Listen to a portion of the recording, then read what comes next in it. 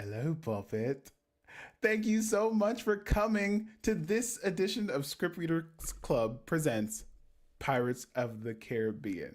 I'm ready to have a good time, and I hope you're ready to have a good time too, because we have a bunch of people who are really excited to read the script to this movie. Also, if you didn't hear, we are donating everything from this stream to World Central Kitchen. You can find the link in the description of this video.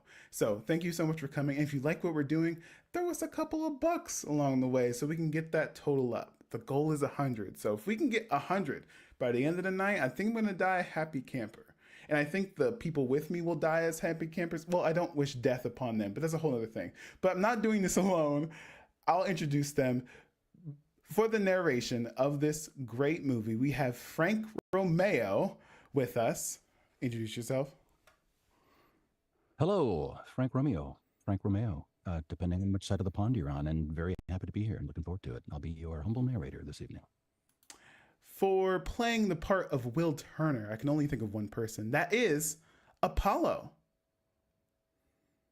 Hello, Tazai. I took the biggest gulp of a Coke right before you said my name, and this is great. This is a great start. Hi, y'all. My name's Apollo. I'm glad you prepared. But battling the high seas themselves to be here, playing Elizabeth Swann is Nicole Marcella. How are you? Hello, darlings. I've been through hell and back today, but I'm here and I'm very happy to be here. So, oh, you sound wonderful. Thank you so much for being here. Thank you for having me. Playing the part of Jack Sparrow, it can only be one person. That is the Bertie Bristlecone. How are you? I am so good. I'm so happy to be here. I'm so glad you're here too. And there is only one person that I could think of to play Barbossa, the scariest person I know. That is the also known as Relentless. Come on in. Hi. Oh my God. So good to see you. I'm Relentless. I wonder why you're covering their face. Who knows? I just, I hit myself in the face and I have a really gross eye now. So I hope that works out for you. thanks. Me too. Speaking of working out, there's only one posh person I know that could play the part of Norrington. That is Wizard Way Chris. Hi, everyone. My name is Chris, at Wizard Way. Chris, and I'm playing Norrington. Ooh, so buttery, so smooth. Speaking of smooth, I had to bring MJ, the Everything GM, to play the part of Governor Swan. That's me. I am also happy to be here. Hello, everyone. Playing the parts of many parts, Kohler, Pintel, Murtaugh, Prisoner, Jacoby, and Skinny, we have Koji. Thank you so much for doing this. Happy to be a part of things. And rounding out the cast, we also have Morgan playing Gibbs, Moray, Busan, Twig, and the Tall Sailor. How are you? I'm good. I got very nervous as you were introducing all of us, which is great because I'm right at the top of the show. It's okay. I have faith in you. Keep in mind, these people are so talented. I can't believe that they're not professional actors, but here they are giving us their talents. What? I think you guys should be paid for this kind of work, but I'm not paying them. They're all doing this for free because all the money that we are making from this, reminder, is going to World Central Kitchen. These people are here out of the kindness of their hearts, and I just want to thank them so much for being here, because we are going to have such a good time. And I hope you're having a good time too. Make sure you say all the cool things in the chat and all that stuff. But without further ado, everyone turn off your cameras so we can get started. Because now I present to you, or Script Club presents, Pirates of the Caribbean, Curse of the Black Pearl. Frank, take it away.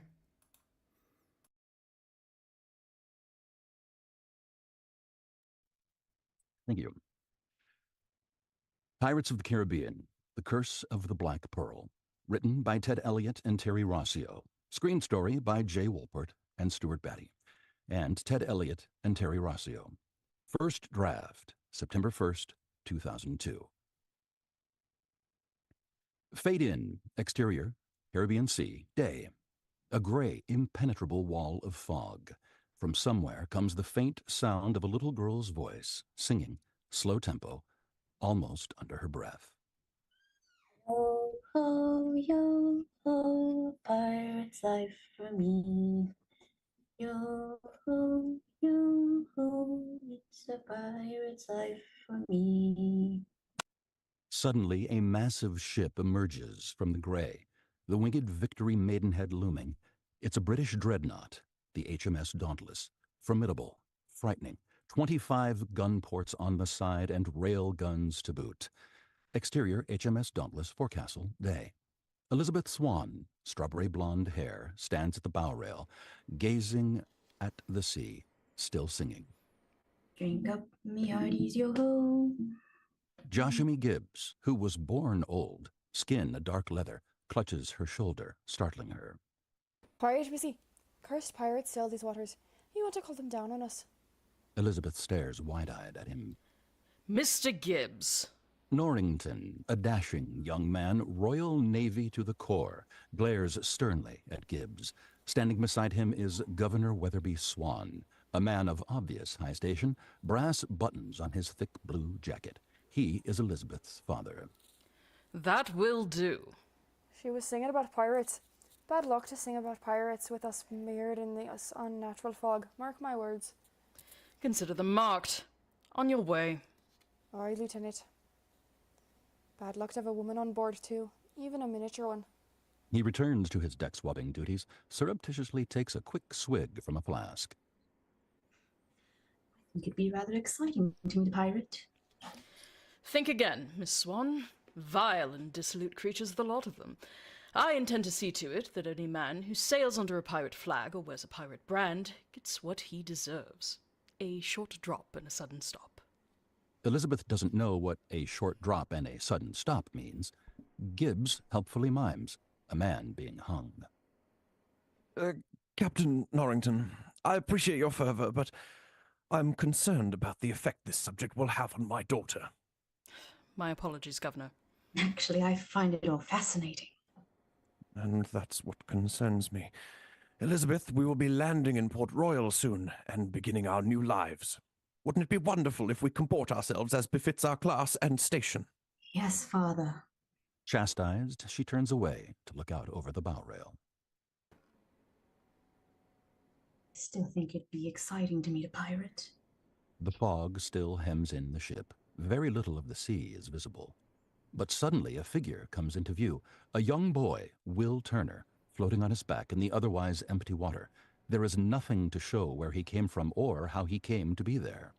Look, a boy! There's a boy in the water. Norrington and Swan spot him. Man overboard! Boy overboard!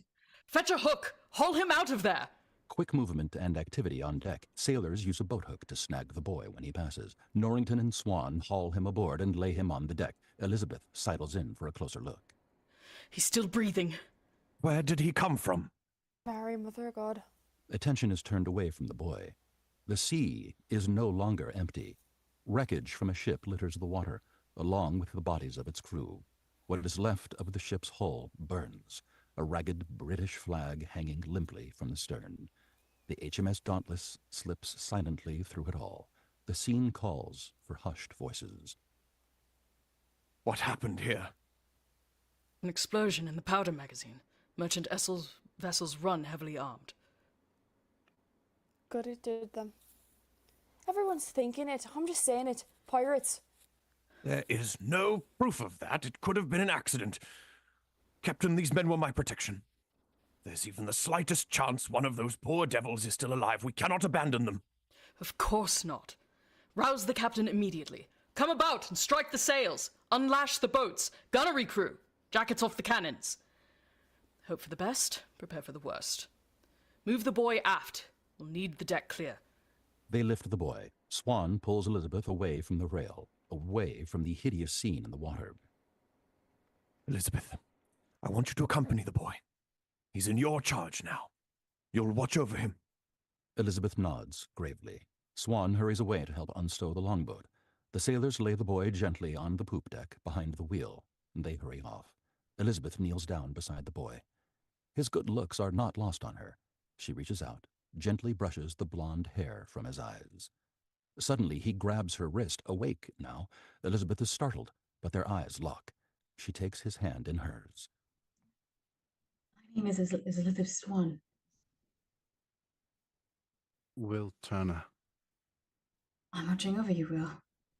He clutches her hands, then slips back into unconsciousness. His movement has opened the collar of his shirt. Elizabeth sees he wears a chain around his neck. She tugs it free, revealing a gold medallion. One side is blank. She turns it over. A skull gazes up at her, vaguely Aztec in design, but to her eyes it can mean one thing only.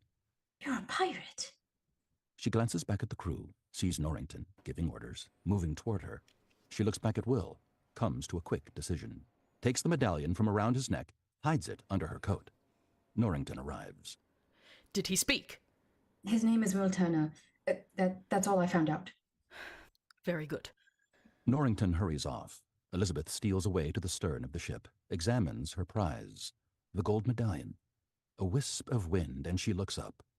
Out over the sea, moving through the fog, silent as a ghost, is a large sailing ship, a schooner. It has black sails. Elizabeth stares, too frightened to move or cry out. The ship is obscured by the fog as it passes, but not the mizzen top, and there hangs the frightening skull and crossbones of the Jolly Roger. Elizabeth looks from it to the medallion. The skull on the flag is the same as the one on the medallion. Fog surrounds and closes in on the black ship, except for the black flag. As Elizabeth watches, the skull appears to turn and grin at her. Elizabeth shuts her eyes tight. 8 years later, interior governor's mansion, Elizabeth's bedroom. And then snap open again, startled wide with fear. But this is no longer 12-year-old Elizabeth on the stern of the Dauntless. This is 20-year-old Elizabeth, lying in bed in the dark. She remains motionless. Were the images we just saw a nightmare or a jumbled childhood memory? Elizabeth slowly looks as far out the corner of her eyes as possible without moving. Might there be someone in the room with her, looming over her?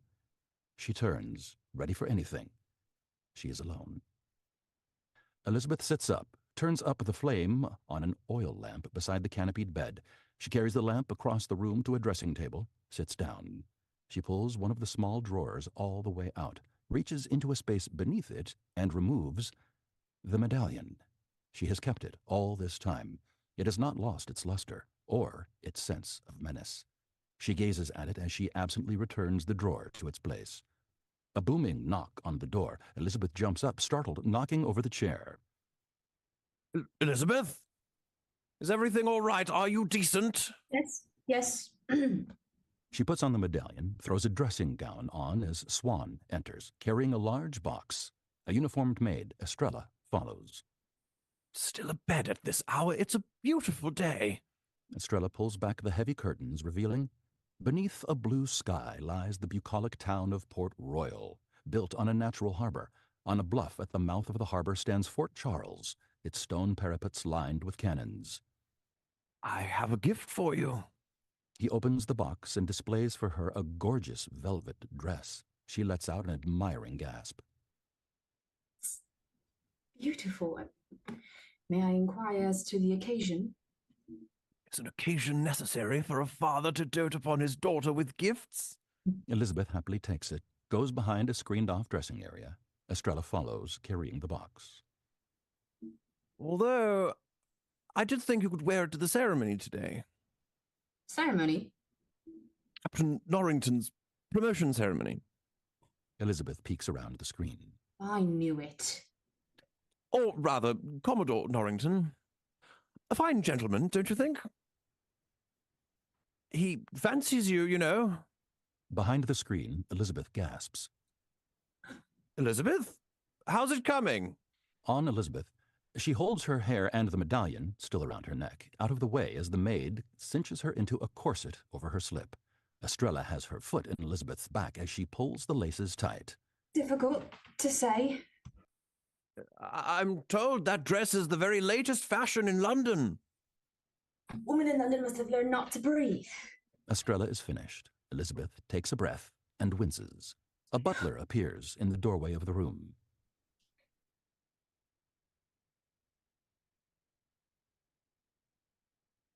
Governor, a caller is here for you. Interior, Governor's Mansion, foyer, day. The caller, dressed in rough clothing, stands in the foyer, looking very out of place, and knowing it. He holds a long presentation case. He polishes the toes of his boots on the back of his calves, but it doesn't help. Ah, Mr. Turner, it's good to see you again. The caller turns. It is Will Turner, handsome, with a watchful demeanor that gives him a weight beyond his years. Good day, sir. I have your order. Swan hurries to him, opens the case. Inside is a beautiful dress sword and scabbard.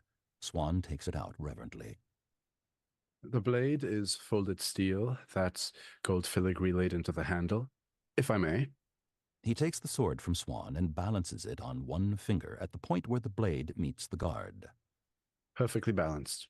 The tang is nearly the full width of the blade. Impressive. Very impressive. Commodore Norrington will be pleased, I'm sure. Do pass my compliments on to your master. Will's face falls.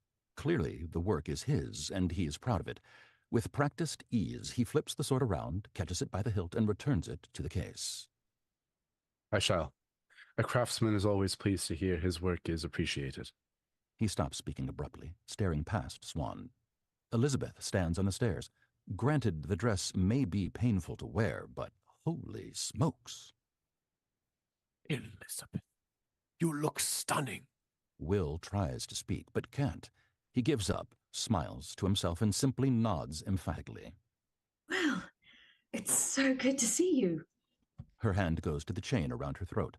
The medallion is hidden in the bodice of her dress. Dreamt about you last night. Will reacts with surprise. Really? Elizabeth, this is hardly About the day appropriate. we met. Do you remember? I could never forget it, Miss Swan. Well, how many times must I ask you to call me Elizabeth? At least once more, Swan.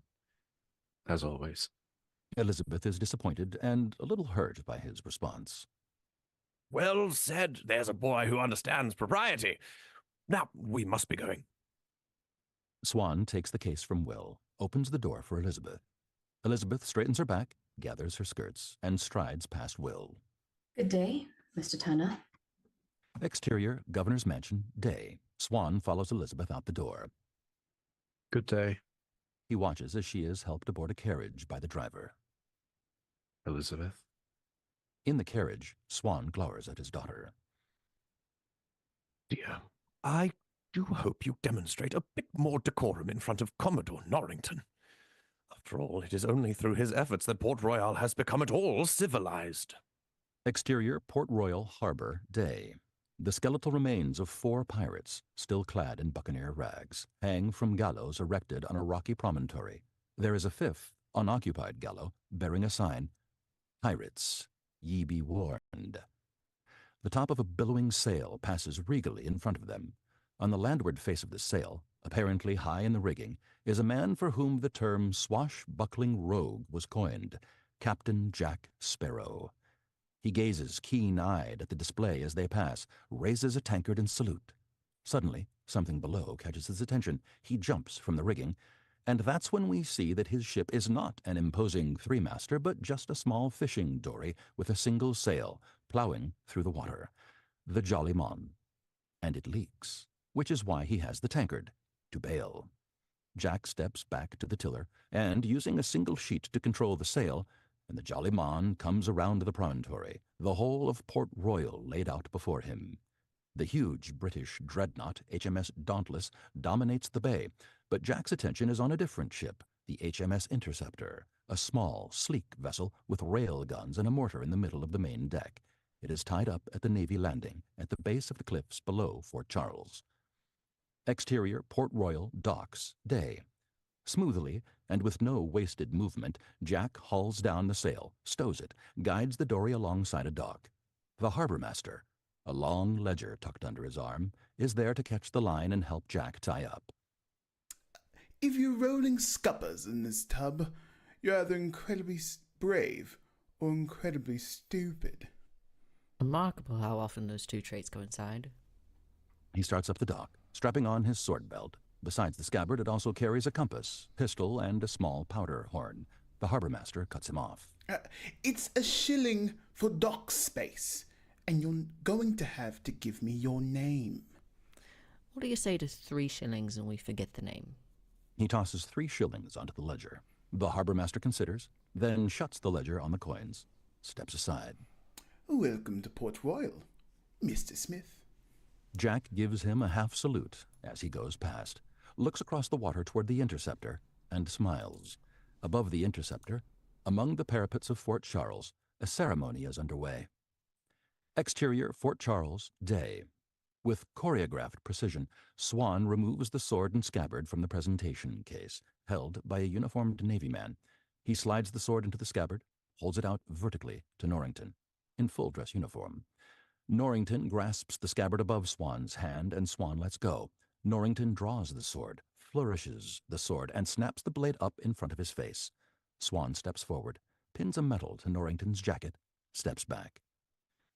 Norrington nods, turns smartly and nods to his fellow officers, turns again and nods to the audience, dignitaries, merchants, plantation owners, their families. Another flourish, and he returns the sword to its scabbard. The silence is broken. Loud applause, backslapping from the Navy men. In the audience, Elizabeth doesn't look so good, out beneath the hot sun. She applauds briefly, then winces, discreetly tries to adjust the corset through the material of the dress, then resumes clapping, trying to hide her discomfort. Exterior, Port Royal, Navy Dock, day. 2 sailors on sentry duty, Murtagh and Mulroy, take advantage of what little shade there is on the dock, but when Jack saunters up, they are immediately on alert. This dock is off limit to civilians. Sorry, I didn't know. Music drifts down from Fort Charles. Jack looks up, shields his eyes. Some sort of to-do up at the fort, eh? You 2 weren't invited? No, someone has to make sure this dock stays off limits to civilians. This must be some important boat. Ship. Captain Norrington's made it his flagship. It was to hunt down the last dregs of piracy on the Spanish lake. Commodore. Right, Commodore Norrington. That's a fine goal, I'm sure, but it seems to me a ship like that makes this one here just a wee superfluous. Oh, the Dauntless is the power in these waters, true enough, but there's no ship that can match the Interceptor for speed.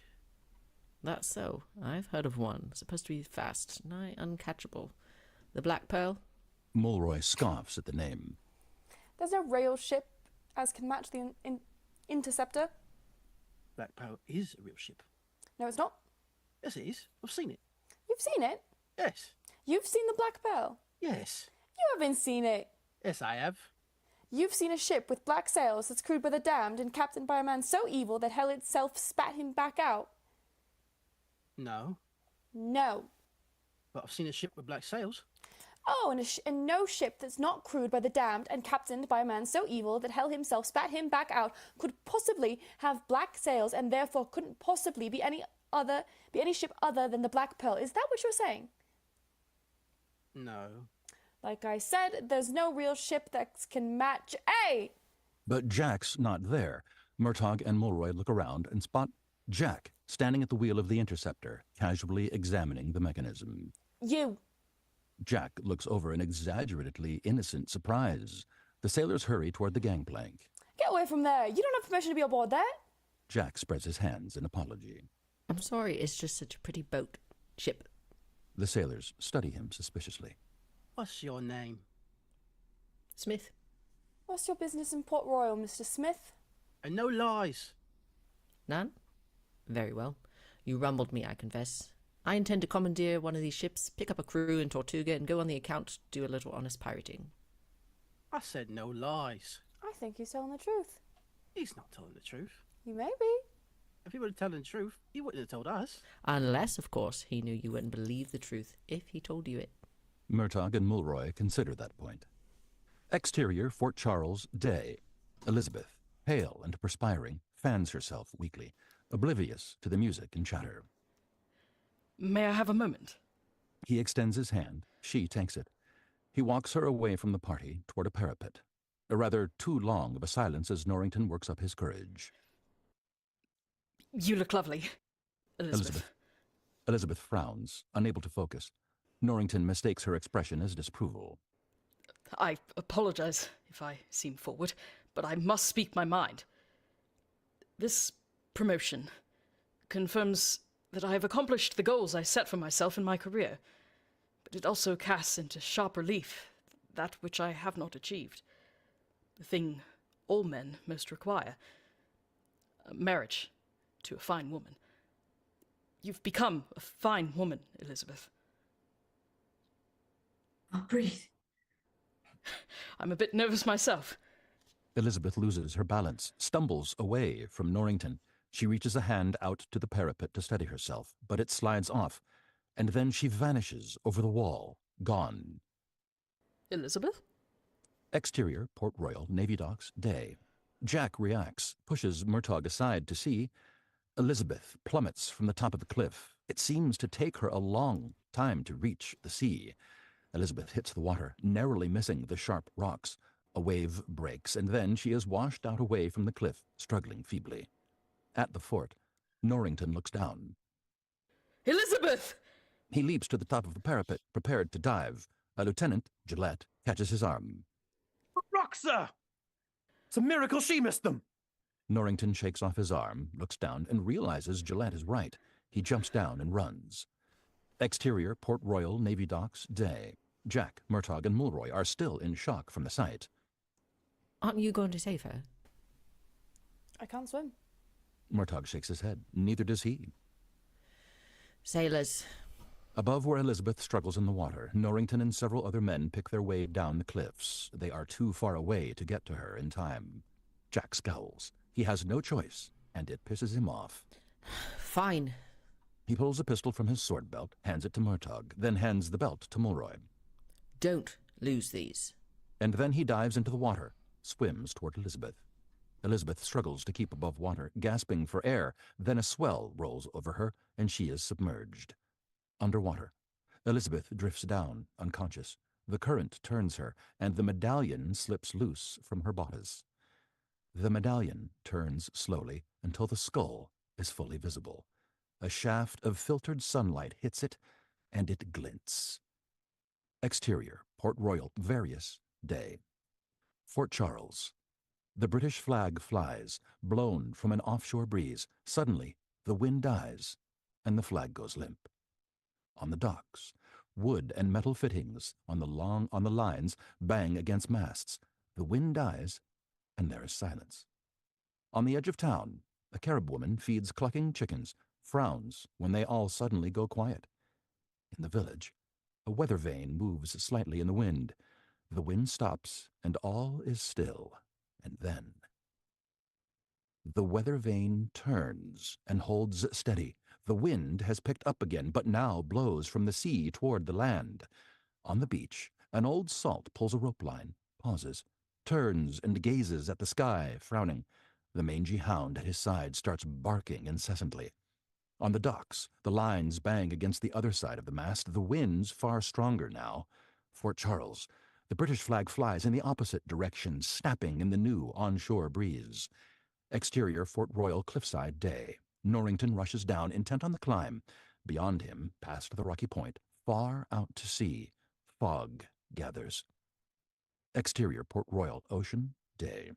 Underwater, the medallion hangs below Elizabeth's unmoving form, and then Jack is there. He wraps an arm around her and makes for the surface. On the surface, Jack swims toward the dock, struggling. It is far more difficult than it should be. He stops stroking, and they submerge. Underwater, Jack realizes that it is Elizabeth's heavy velvet dress that is weighing them down. He pulls at the buttons on the back, and they give way. He skins her out of the dress and kicks away from it. The dress falls like a cloud into darkness. On the surface, Jack swims with Elizabeth, much more quickly. At the dock, Murtaugh and Mulroy are there to help haul Elizabeth out of the water. Jack climbs up, exhausted. Elizabeth is on her back. Murtaugh holds her arms above her head, pumping them. Mulroy puts his cheek to her nose and mouth. Not breathing. Murtaugh looks down. It seems hopeless. Jack steps up, drawing Murtaugh's knife from its sheath. Prove. He pushes past Mulroy, kneels over Elizabeth, raises the knife. Murtaugh is shocked. Jack slits the corset down the middle, yanks it away.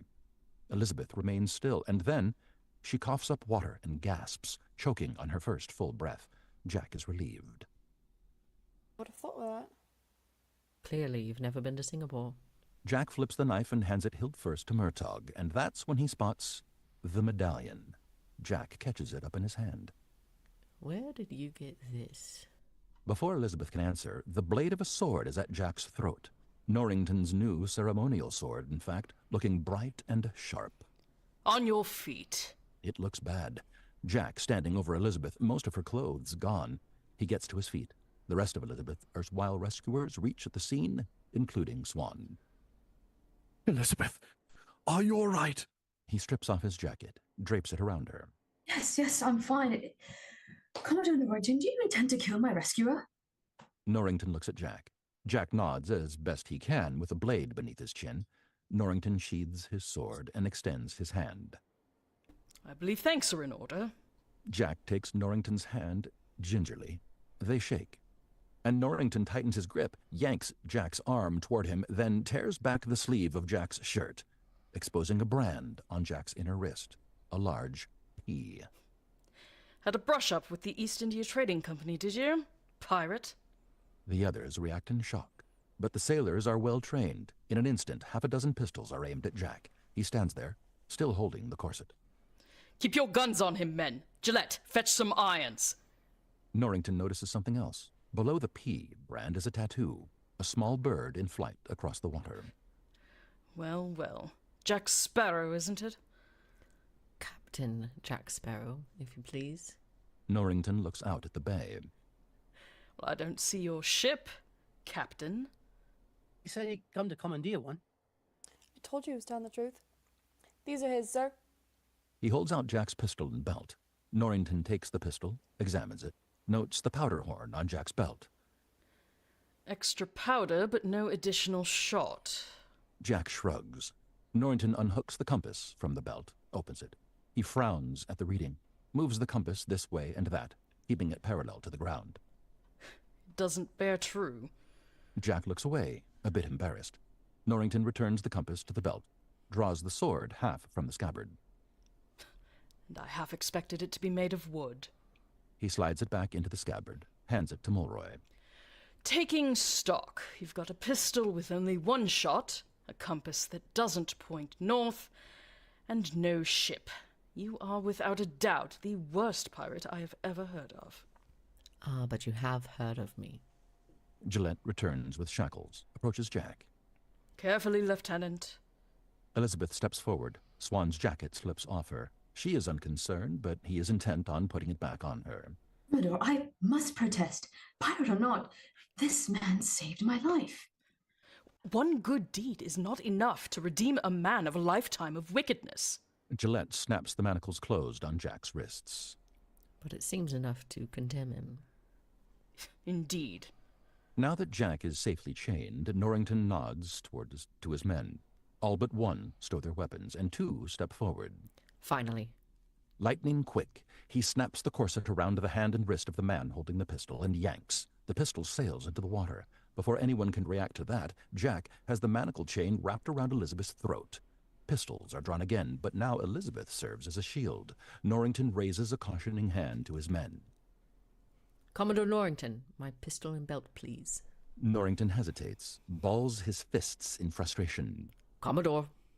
Mulroy hands the pistol and belt to Norrington. Norrington holds them out to Jack.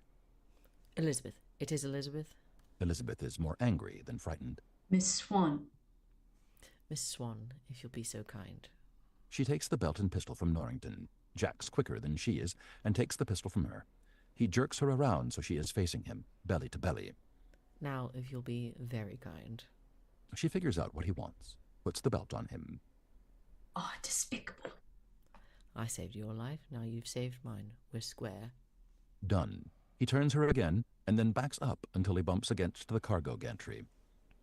Gentlemen, milady, you will always remember this as the day you almost caught Captain Jack Sparrow. He shoves Elizabeth away, grabs a rope, and pulls free a belaying pin. A counterweight drops, and Jack is lifted up to the middle of the gantry, where he grabs a second rope.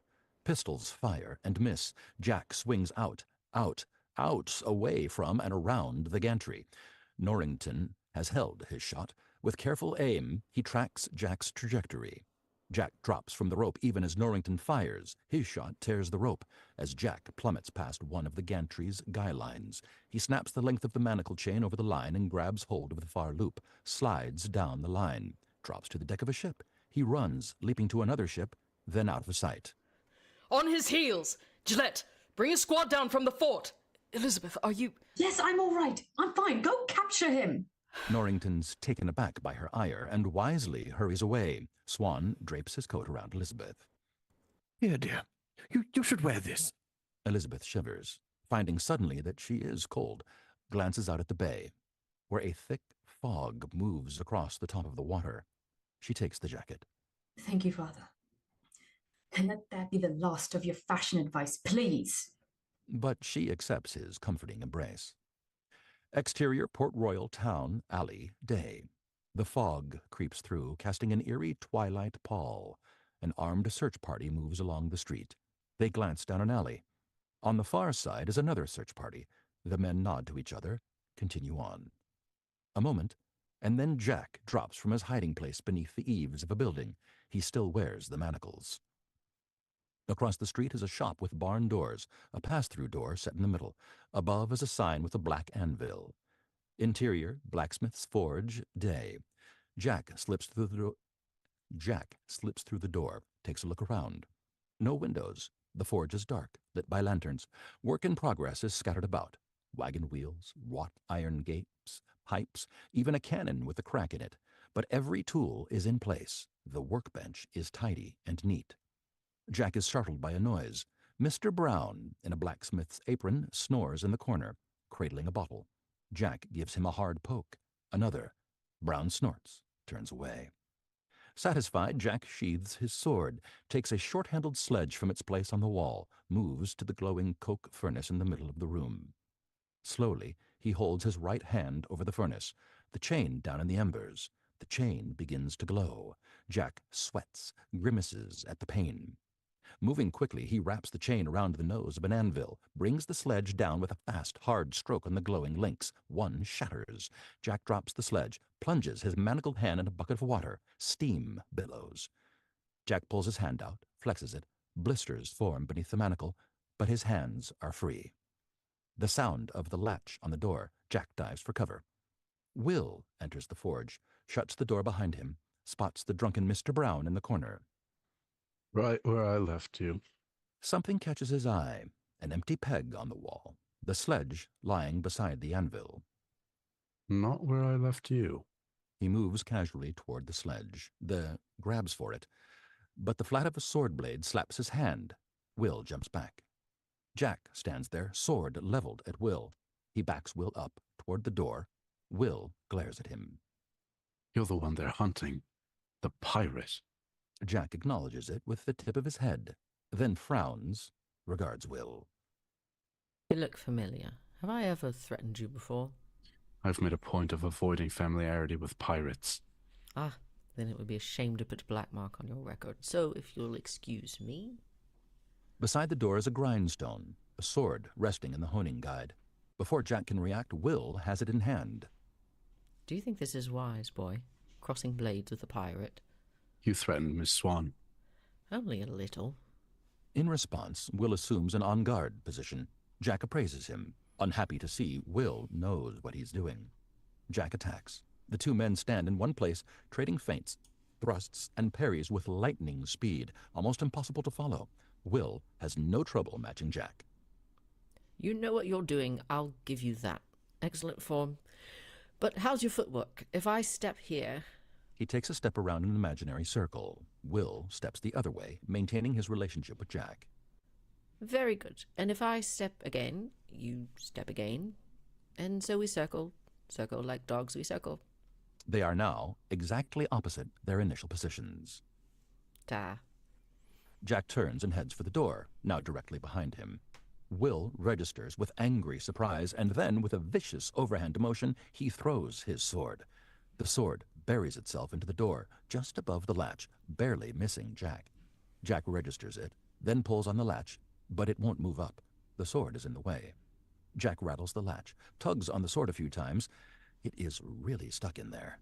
Jack mouths a curse, but when he turns back to Will, he's smiling. That's a good trick, except, once again, you are between me and the way out. And now you have no weapon. Eyes on Jack. Will simply picks up a new sword from an anvil. Jack slumps in dismay, but then he leaps forward. Will and Jack duel. Their blades flash and ring. Suddenly, Jack swings the chain, still manacled to his left hand, at Will's head. Will ducks it, comes up wide-eyed. Then Jack's chain smashes across Will's sword, disarming him. Will quickly picks up another sword. Jack becomes aware that the entire room is filled with bladed weapons, swords, knives, boarding axes in various stages of completion. Who makes all these? I do, and I practice with them at least 3 hours a day. You need to find yourself a girl. Or maybe the reason you practice 3 hours a day is because you found one but can't get her. A direct hit, and Will coils even more tightly with anger. No, I practice 3 hours a day so that when I meet a pirate, I can kill him. He explodes, kicks a rack, causing a sword to fall into his hand, uses his foot to bring his dropped sword into the air, catches it, and attacks Jack, both blades flashing. Jack parries with sword and chain. Jack's chain wraps around Will's sword. Will twists the handle of his guard through a link and stabs the sword up into the ceiling. So Jack's manacled left arm is now suspended from the ceiling. Not good. He parries, using one hand, twisting and dodging around the furnace. Jack compresses the bellows, blowing a shower of sparks into Will's face. Jack grabs the chain, hoists himself up, kicks with his feet, knocking Will back. Jack uses his full weight, yanks the sword from the ceiling, hurls a wooden mallet at Will, then a second, hitting Will on the wrist. Will drops his sword, falls down, gets up. Jack's pistol is aimed directly between Will's eyes. Will steps back, directly in front of the back exit, glares, rubs his wrist gingerly. You cheated. Pirate. Jack steps forward. Will steps back, fully blocking the door. Move away. No. Move. No. I cannot just step aside and let you escape. Jack cocks the pistol. Will stares back. The standoff lasts a long moment. You're lucky, boy. This shot's not meant for you. Jack uncocks the pistol. Will is surprised, reassesses Jack. Suddenly, Mr. Brown slams his bottle against Jack's skull. Jack crumples to the ground. The front and back doors smash open, and sailors fill the room. Norrington pushes forward, sees Jack on the ground. Excellent work, Mr. Brown. You've aided in the capture of a dangerous fugitive. Just doing my civic duty. Jack groans. Norrington stands over him, smiles. I believe you will always remember this as the day Captain Jack Sparrow almost escaped. Norrington's men haul Jack away. Will watches them go. Brown looks at his bottle. Broken. Oh, that ratter broke my bottle. Exterior, Port Royal, night. The thick fog blankets the entire bay now, and the town. The only structure visible is Fort Charles, high on the bluff, like a tall ship sailing a sea of gray. Above the fort is a clear black sky sprinkled with stars. A waxing moon shines, giving both fort and fog an eerie glow. Angle on, Fort Charles. Just below the stone parapets of the fort, visible briefly deep in the fog, like a shark fin slicing through water. The topmast of a ship, black sails billowing. Flying from the mast is a flag with white Aztec skull. The Black Pearl has come to Port Royal. Interior, Governor's Mansion, Elizabeth's bedroom, night. A maid removes a bed warmer from the fireplace, slides it between the sheets at the end of Elizabeth's bed. Nice and toasty. Thank you, Estrella. The maid nods, exits. Elizabeth opens a book, begins reading, toying absently with the medallion chain around her neck. The lamp flame begins to diminish. Elizabeth tries to turn it up. No good. The flame goes out and the room is black. Interior, blacksmith's forge, night. Will, shirtless, wearing a leather apron, heats an iron ingot at the furnace, hammers it flat. He stops. His attention is drawn to the window. He opens the shutter and peers out. Nothing but fog. Almost without noticing, he reaches for a boarding axe hanging on the wall, takes it down. It has a satisfying weight in his hands. Interior, cell block, night. Close on, a mutt of a dog holding a ring of keys in his mouth. 3 seedy-looking prisoners try to coax the dog to their cell door. One holds a loop of rope, another waggles a bone. The dog just sits and cocks his head. Come here, boy. What a nice juicy bone. In an adjoining cell, Jack lies on a pile of straw. You can keep doing that forever. That dog's never going to move. Excuse us if we ain't resigned ourselves to the gallows just yet. Exterior, Fort Charles, parapets, night. A noose hangs from a gallows in the courtyard. Norrington and Swan walk along the far wall. Has my daughter given you an answer yet? No, she hasn't. Well, she had a very taxing day. Ghastly weather tonight. Bleak. Very bleak. From the distance, there is a boom. What was that? And then the whistle of an incoming ball. Cannon fire! He tackles Swan as the wall of the parapet explodes. Interior, cell block, night. Jack sits up. There are more booms. I know those guns. He peers out through the bars of the window. The other prisoners crowd around their window as well. It's the Black Pearl. Black Pearl? I've heard stories. She's been preying on ships and settlements for near 10 years and never leaves any survivors. There are a lot of stories about the Black Pearl. Exterior, Port Royal, harbor, night. The Black Pearl still cannot be seen, but the fog lights up around her with each boom of her guns. She's firing on both sides now, hammering both the fort and the town. Exterior, Port Royal, town, night. Streets, buildings, docks, and ships shatter and explode beneath the onslaught. Villagers panic, run for cover, dodge flying debris as best they can. If this is not hell on earth, then it's about to be. Longboats emerge out of the fog, carrying armed pirates. They swarm from the boats, striking down villagers indiscriminately and setting fires. Interior, blacksmith's forge, night. Will slips the boarding axe into his belt at the small of his back. He puts a dirk in his belt, then a second, and a third. He picks up a second axe and a sword. Will slides back the doors of the forge. A woman runs past, chased by a one-armed pirate wearing a yellow bandana. Will backhands the axe square into his chest, a deadly blow. Will heads out up the street. Exterior, Fort Charles, parapets, night. The moon is obscured by smoke rising from the burning gallows and wooden roofs. Cannon fire continues to rain down, but the fort's own cannons return fire. Governor, barricade yourself in my office. That's an order! Swan turns to go, but finds himself face to face with a pirate, Kohler, a handsome blond man with gold earrings. Beyond Kohler, more pirates come up over the far wall. Kohler grins and raises a cutlass. Norrington's sword blocks Kohler's slash. They flanked us! Men! Swords and pistols! The battle is joined.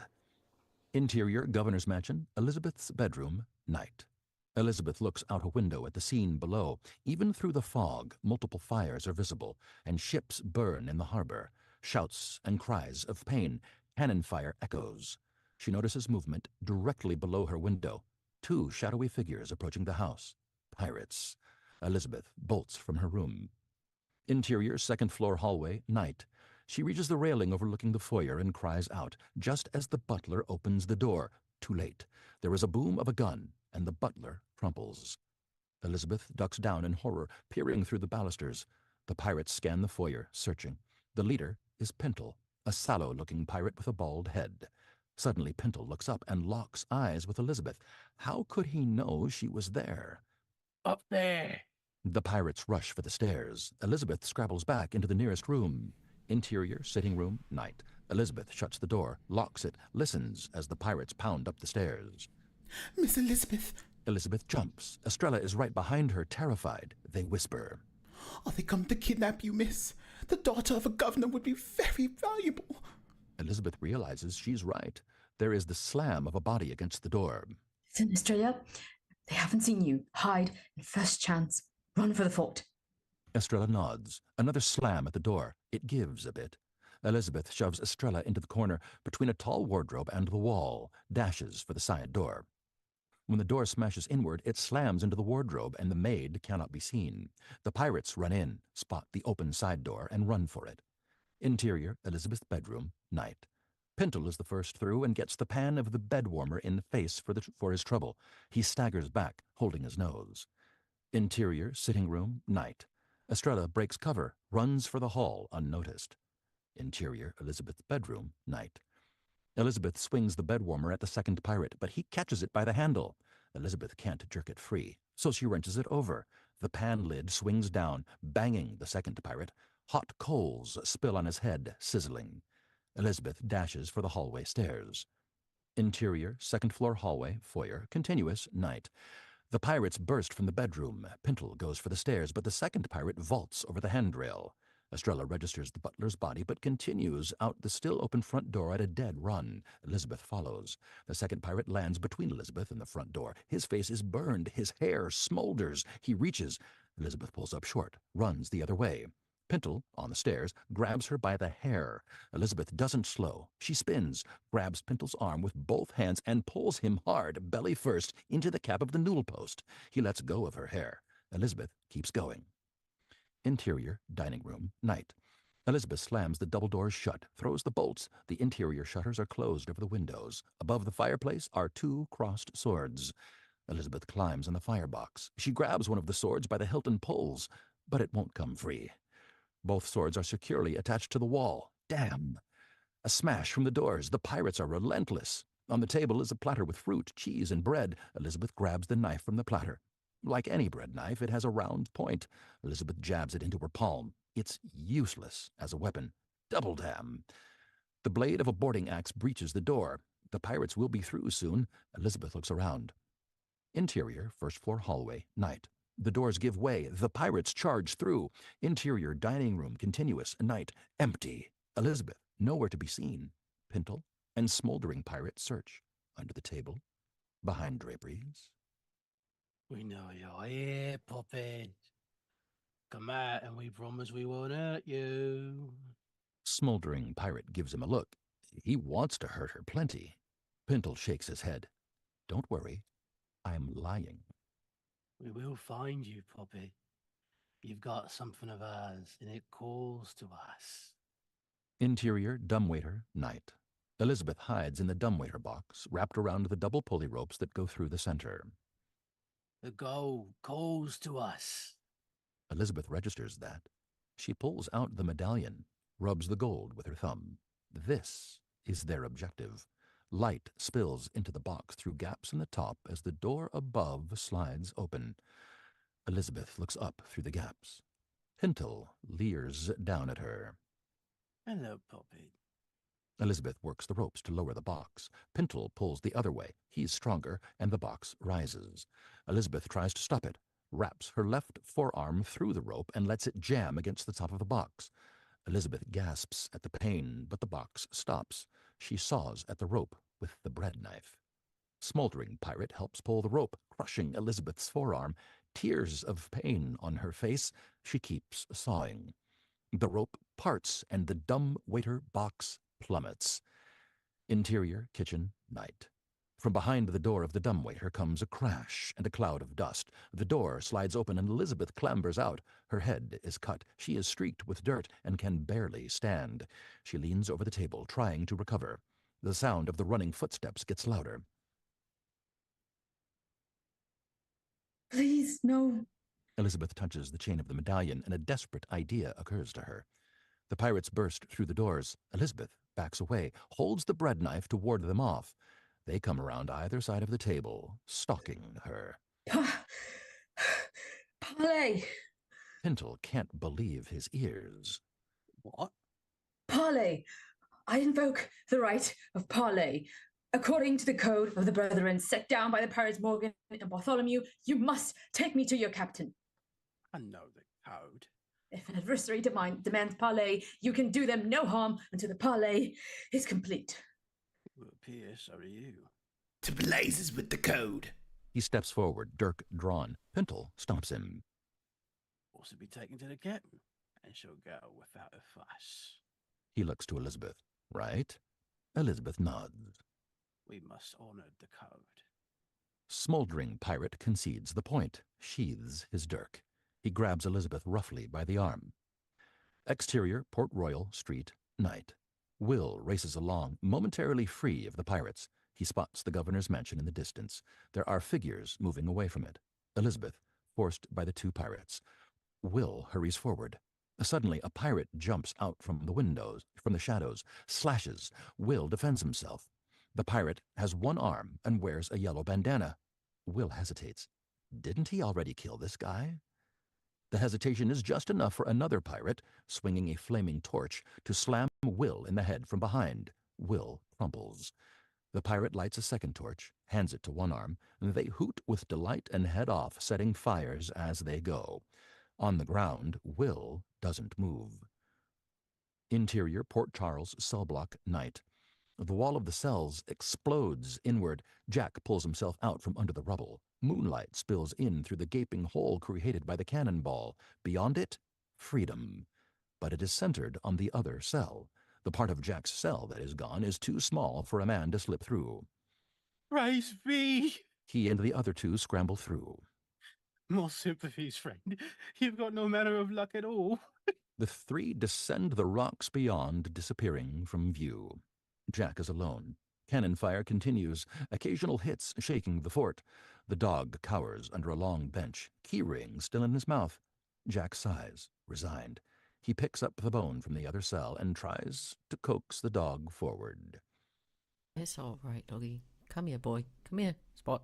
Rover. Fido. To his surprise, the dog crawls out from under the bench. Jack continues to coax him closer. The keyring is nearly within Jack's reach. Suddenly, the dog's attention goes to the door and into the cell block. He bristles, growls. He backs away from the door, whining. What's the matter, boy? The dog bolts through the bars into the cell, then out through the breached wall, taking the keys with him. The door to the cell block bursts open. A pair of pirates step in, Kohler and Twig.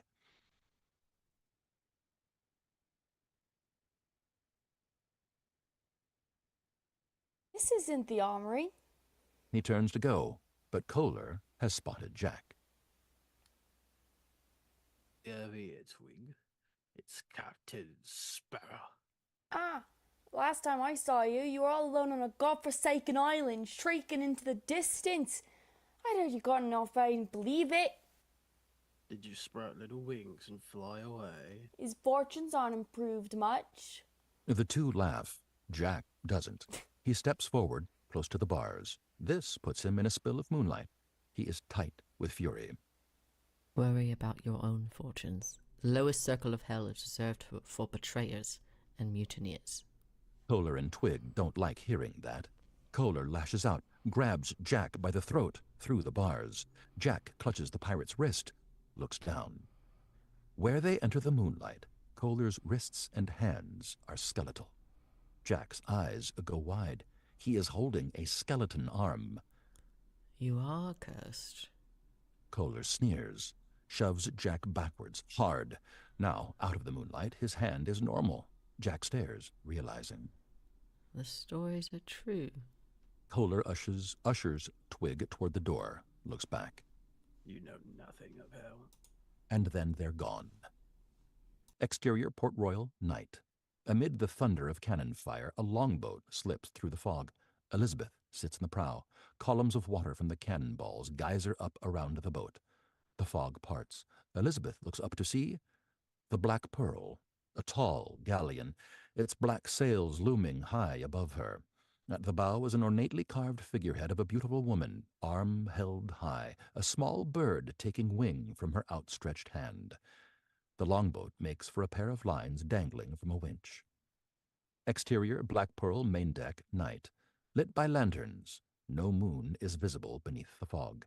Smoke hangs heavy above the deck. Elizabeth's longboat is raised above the deck rail. Pirates spot her and stare. One polite fellow steps forward to offer his hand. She takes it and steps down. She huddles, self-conscious, in her nightgown and dressing robe. I know we were taken captives. Spoke the right of parley with Captain Barbosa. On the poop deck, an imposing figure in silhouette stands by the wheel, too far away to have heard Pintel's words. but his head turns at the mention of his name. The silhouetted figure moves toward the stairs. A cloud of smoke obscures him, and then, as if he skipped the stairs, he strides out of the smoke on the main deck. This is Barbossa. Despite the bright colors of clothing, definitely not a man you'd want to meet in a dark alley, or anywhere for that matter. Elizabeth, more terrified than ever, cannot look away from his eyes, but she musters her courage. I am here to. You'll speak when spoken to. His wrist is grabbed painfully by Barbossa. And you're gonna lay a hand on those under the protection of Parley. Aye, sir. Barbossa releases him, turns to Elizabeth, smiles. It shows both gold and silver teeth. My apologies, miss. As you were saying before you were so rudely interrupted. Captain Barbossa, I have come to negotiate the cessation of hostilities against Port Royal. Barbossa is both impressed and amused. There was a lot of long words in there, miss, and we're not but humble pirates. What is it you want? I want you to leave and never come back.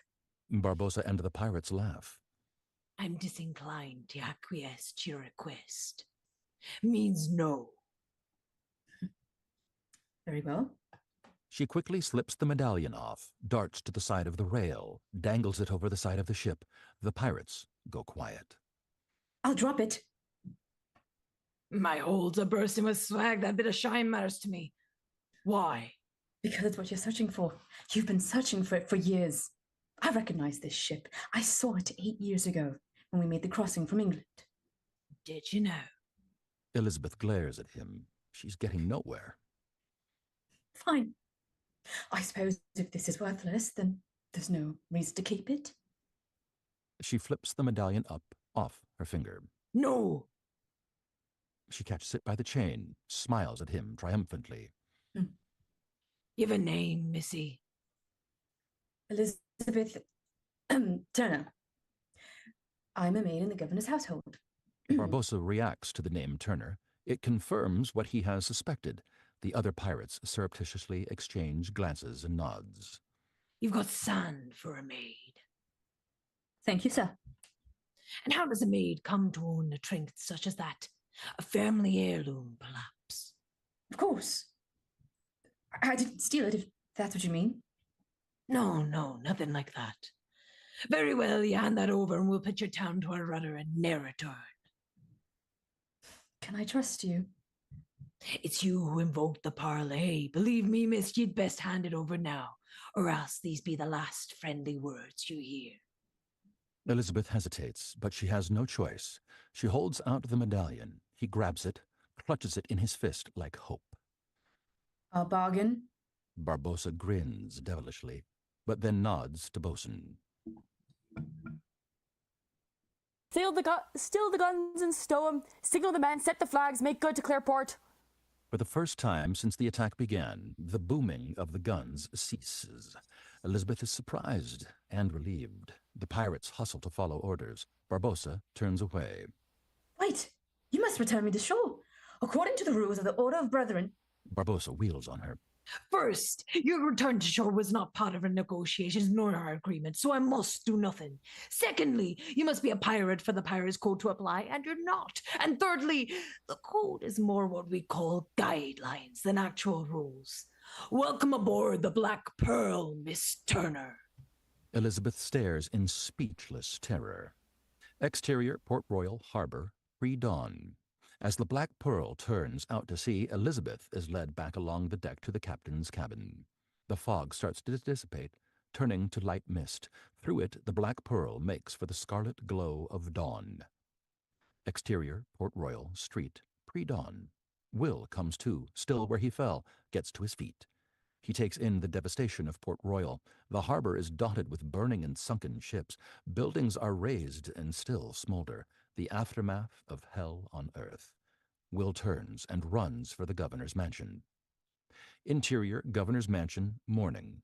Will races past the smashed doors into the foyer, calls out, Miss Swan, Elizabeth. A terrible silence answers him. He spots an overturned chair, fallen bookshelf. Interior, Fort Charles, Norrington's office, morning. Will bursts in, still armed with sword and boarding axe. They've taken her. They've taken Elizabeth. A group stares at him. Swan, Norrington, and Gillette, among others, gathered around a map. The map is so large it drapes over the governor's desk, the far end supported by a chair. We're aware of the situation. We have to hunt them down and save her. Swan's worry has made him short-tempered. Where do you suppose we start? If you have any information that concerns my daughter, then share it. If anyone does, tell me. Leave, Mr. Turner. Murtaugh has remembered something. He ventures it warily. The Jack Sparrow, he talked about the Black Pearl. Mentioned it is more what he did. Still, We can ask him where it is. Maybe he can lead us to it. That pirate tried to kill my daughter. We could never trust a word he said. We could strike a bargain. No. The pirates who invaded this fort left Sparrow locked in his cell. Ergo, he is not their ally, and therefore of no value. We will determine their most likely course and launch a search mission that sails with the tide. Will slams the boarding axe into the desk through the map. That's not good enough. This is Elizabeth's life. Norrington is quick to react. He throws a strong arm across Will's back and guides him roughly to the door. Mr. Turner, this is not the time for rash actions. Do not make the mistake of thinking you are the only man here who loves Elizabeth. Now go home. He opens the door and then turns away. Will watches him walk back to the desk. Will's face sets in resolve, and he leaves. Interior Fort Charles, jail cells, morning. Jack strains, trying to budge one of the bars. Even with the damage from the cannonball, it won't move. He hears the sound of the door latch. The door opens, and Will slips in, looks around. Jack lounges on the floor of his cell, apparently relaxed and unconcerned. Will marches straight up to the bars. Are you familiar with that ship, the Black Pearl? Somewhat. Where does it make berth? Surely you've heard the stories. The Black Pearl sails from the dreaded island de Muerta, an island that cannot be found except by those who already know where it is. The ship's real enough, so its anchorage must be a real place. Where is it? Why ask me? Because you're a pirate. And you want to turn pirate yourself? Never. They took Miss Swan. Ah, so it is that you found a girl. Well, if you're intending to brave all and hasten to her rescue and so win fair lady's heart, you'll have to do it alone. I see no profit in it for me. Will slams his fist against the bars in frustration. Jack is surprised at the outburst. Will thinks, makes a decision. I can get you out of here. How? The keys run off. I helped build these cells. Those are hook and ring hinges. The proper application of strength, the door will lift free. Just calls for the right lever and fulcrum. Jack watches Will as he speaks, and it dawns on him. Will is the spitting image of someone he's known in the past. Your name is Turner. Will gives him a puzzled look. Yes, Will Turner. Jack grins. Will Turner. I'll tell you what, Mr. Turner. I've changed my mind. You spring me from this cell, and on pain of death, I'll take you to the Black Pearl. Do we have an accord? Will gives him a suspicious look. The deal seems too good. Jack keeps his hand out, still smiling. Will shakes it. Agreed. Agreed. Will looks around, figures out what he needs. He makes a chair, his fulcrum, and levers the long bench under the door, pushes down. It's hard work. But the cell door rises and then falls forward, crashing down on the bench and chair. Jack is impressed. He steps out of the cell. Someone will have heard that. Hurry. Will heads for the door. Jack searches the desk, cupboards. Not without my effects. We need to go. Jack finds his pistol, sword belt, and compass, straps on the belt, checks the shot in his pistol. Why are bothering with that? My business, Will. As for your business, one question, or there's no use going. This girl, what does she mean to you? How far are you willing to go to save her? I'd die for her.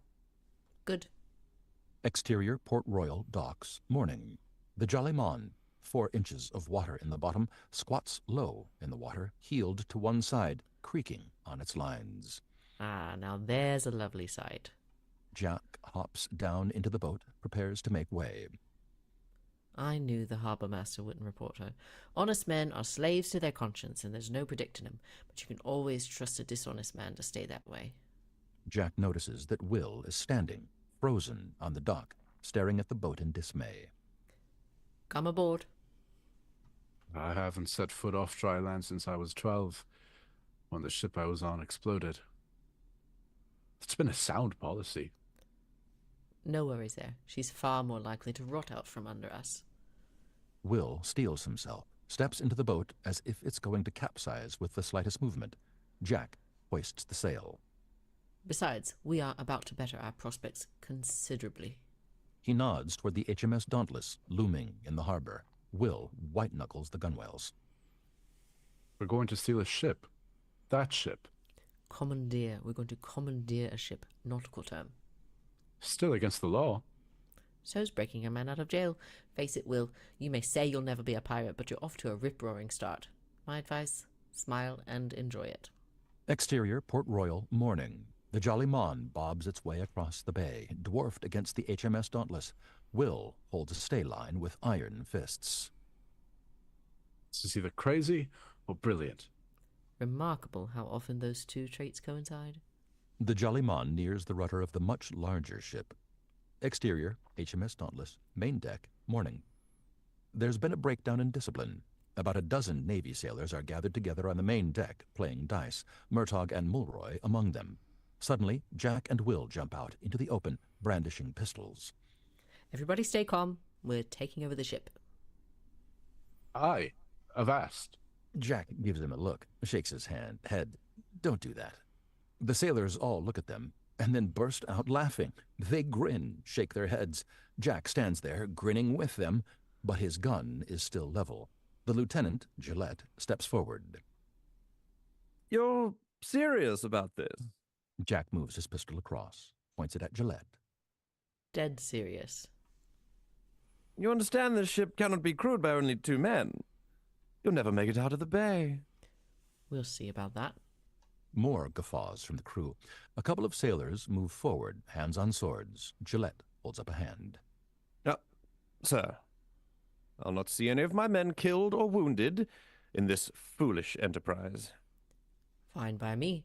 We brought you a nice little boat, so you can all get back to shore safe and sound. Agreed. You have the momentary advantage, sir.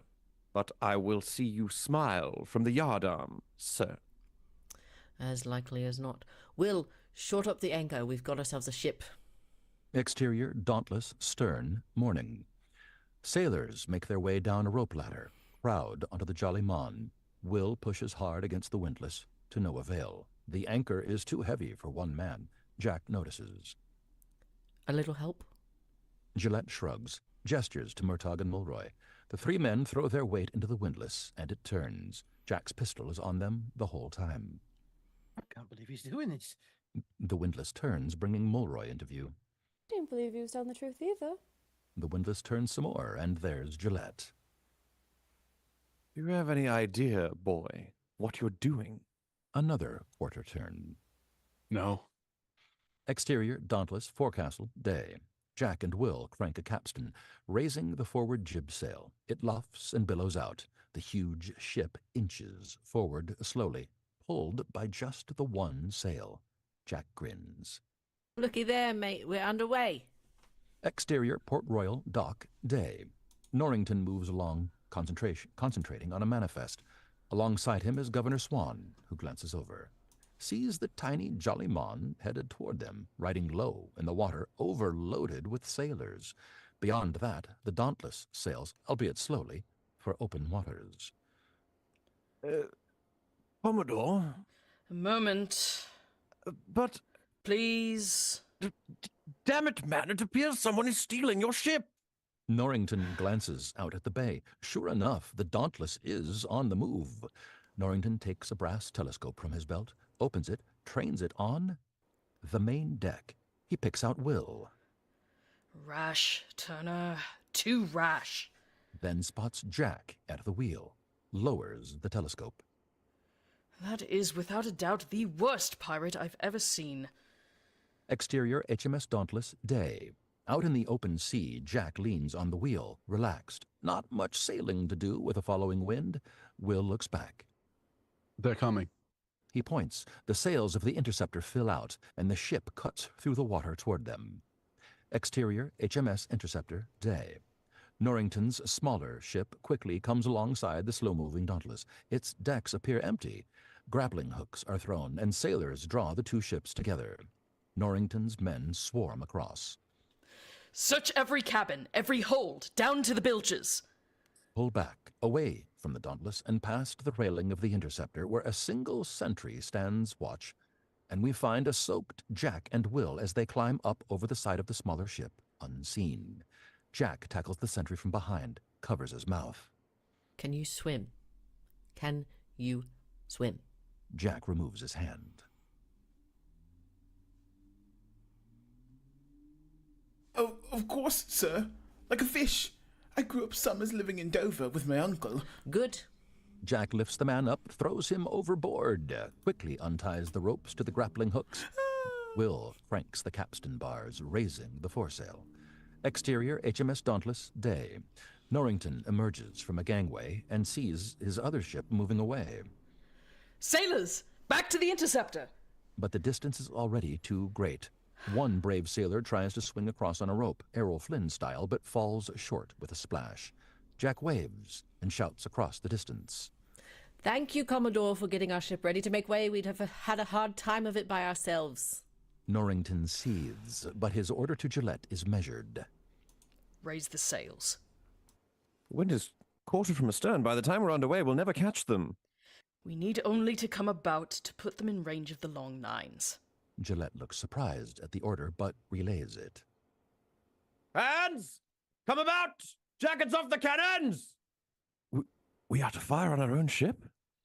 Better to see it at the bottom of the sea than in the hands of a pirate. The steersman turns the wheel. The Dauntless's course does not change one whit. Captain, there's a problem.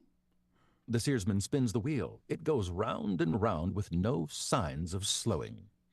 He's disabled the rudder chain, sir. So it would seem. The Interceptor dwindles with distance. Gillette watches it go with some degree of admiration. He's got to be the best pirate I've ever seen. Norrington reaches out, stops the spinning ship's wheel. So it would seem. The Interceptor makes for the horizon line, a slow dissolve, and with the time passage, the ship is gone. The sky turns a deep twilight blue. Exterior, Caribbean Sea, evening.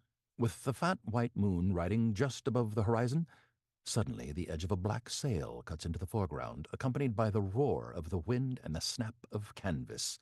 Interior, Black Pearl, captain's cabin, evening. Elizabeth stalks the cabin. Pintle enters, carrying a black silk dress. You'll be dining with the captain. Any requests, you wear this. Tell the captain that I'm disinclined to acquiesce to his request. He said you say that. He also said if that be the case, you'll be dining with the crew. And you'll be naked. Angry, Elizabeth holds out her hand. Pintle's grin fades. Fine. He exits, pouting. Elizabeth examines the dress. Interior, Black Pearl, captain's cabin, night. Barbossa enters, followed by pirates carrying trays of food, wine, table setting, etc. Elizabeth stands at the small table in the dress. Lovely. Maid or not, it fits you. Dare I ask the fate of its previous owner? Now, none of that. Please, dig in. The table is set. Elizabeth sits, cuts a tiny piece of meat, eats it daintily. No need to stand on ceremony and no call to impress anyone. You must be hungry. Elizabeth drops the pretense. She's starving and begins to eat like it. Barbossa watches her intently. Try the wine. Elizabeth does. A huge swig. She tears off a hunk of bread, devours it. And the apples. One of those next. She starts to bite into the apple, stops. She is suddenly aware of Barbossa's gaze, and that he is not eating. It's poison. She shoves her plate away and takes the opportunity to palm her knife. Barbossa laughs. Oh, there'd be no sense in killing you, Miss Turner. Then why aren't you eating? Would that I could. He produces the medallion, lets it dangle from his fingers. Do you know what? No. Do you not know what this is, then? It's a pirate medallion. It's a piece of treasure from the Isla de Muerte. Elizabeth gives an infinitesimal shrug, intrigued despite herself. Ah, so you don't know as much as you pretend. Back when Cortez was cutting a great bloody swath through the New World, a high priest gave him all the gold they had with one condition, that he spared the people's lives. Of course, Cortez being Cortez, he didn't. He'd have made a great pirate, that one.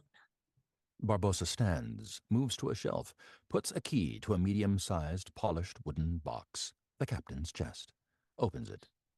So the priest, with his dying breath, called upon the power of the blood of his people and put upon the gold a curse.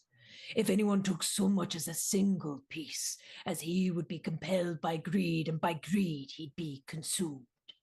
Inside the chest are charts, some gold, a sextant, and a few pages of a Mayan codex, pieces of tree bark inscribed with Mayan glyphs. Barbossa removes them carefully, sets them on the table, pores over them.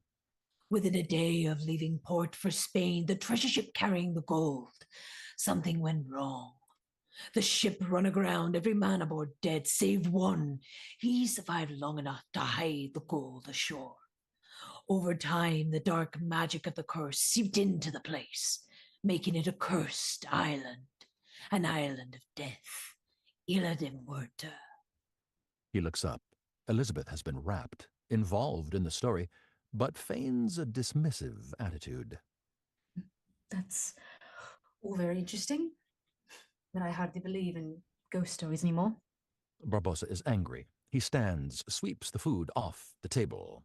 You idiot girl, it's no make-believe. My crew and I, we found the gold, and we did more than take one piece. We took it all.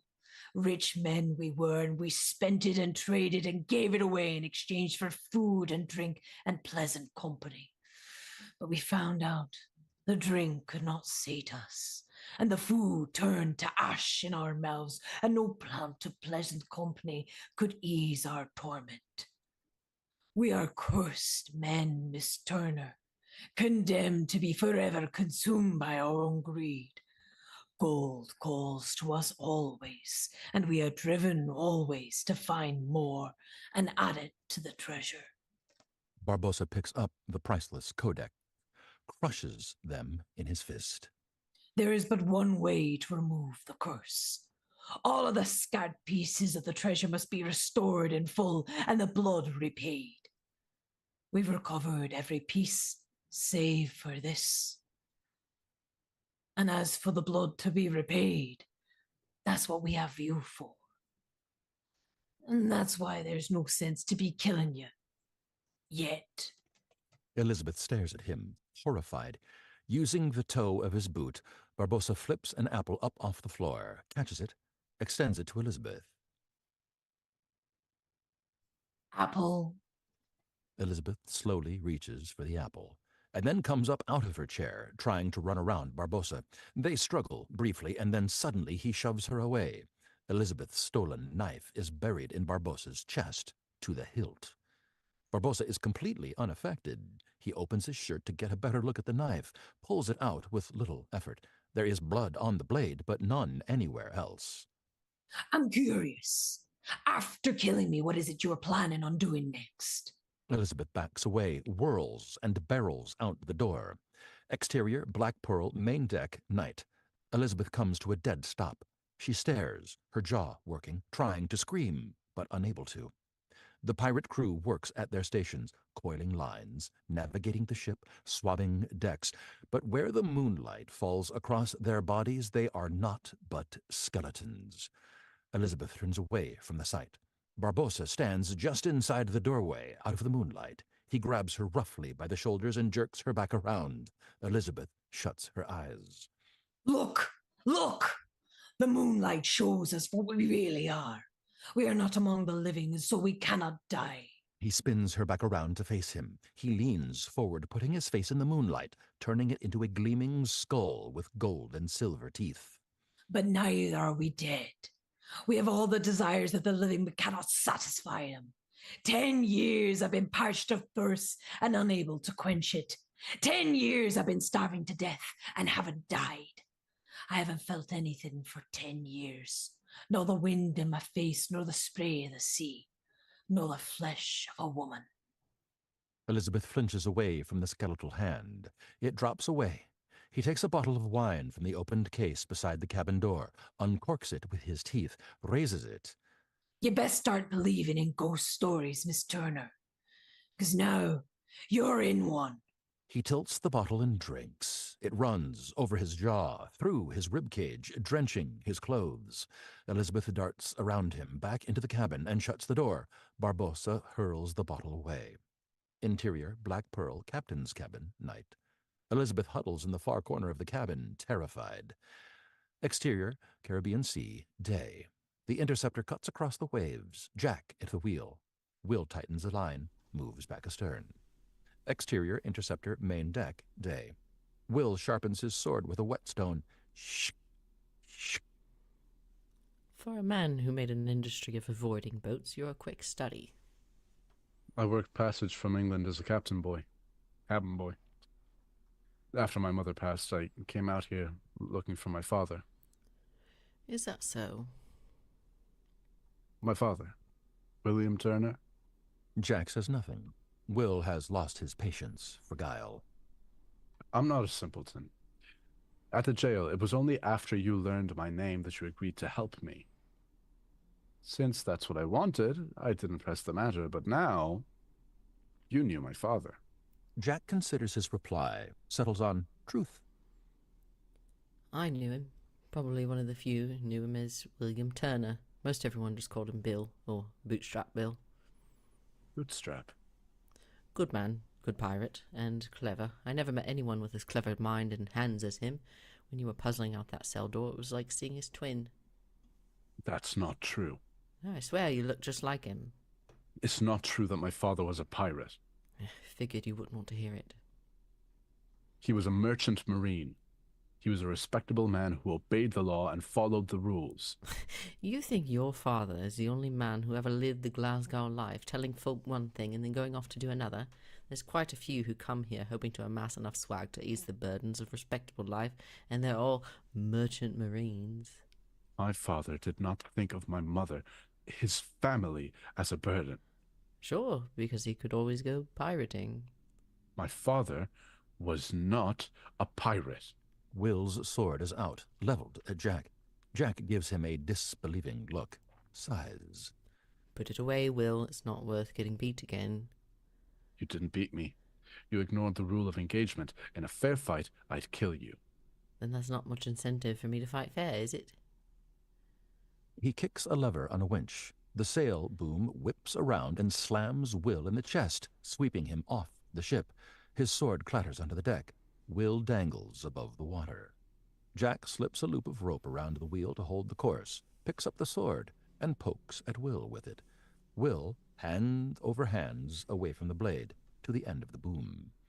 As long as you're just hanging there, pay attention. Must, should, do, don't, shall, shall not. These are just mere suggestions. There are only two absolute rules. What a man can do, and what a man can't do. Will looks away, not interested. For instance, you can accept that your father was a pirate and still a good man, or you can't. Now me, I can sail this ship to Tortuga by myself, but I can't just let you drown. Jack swings the boom back in. Will drops to the deck. Jack holds the hilt of the sword out. Will takes it, glares at Jack, considers what he'll do next. Jack watches him coolly. Will turns and strides to his spot on the deck, sits down, and resumes, sharpening his sword. Jack breathes a silent sigh of relief, notices his shaking. He takes the wheel. Tortuga? Did I forget to mention that? Exterior Tortuga, day. A dank and dirty port where the tides seem to have swept together the sum of the Caribbean. Pirates, privateers, prostitutes, thieves, and drunkards.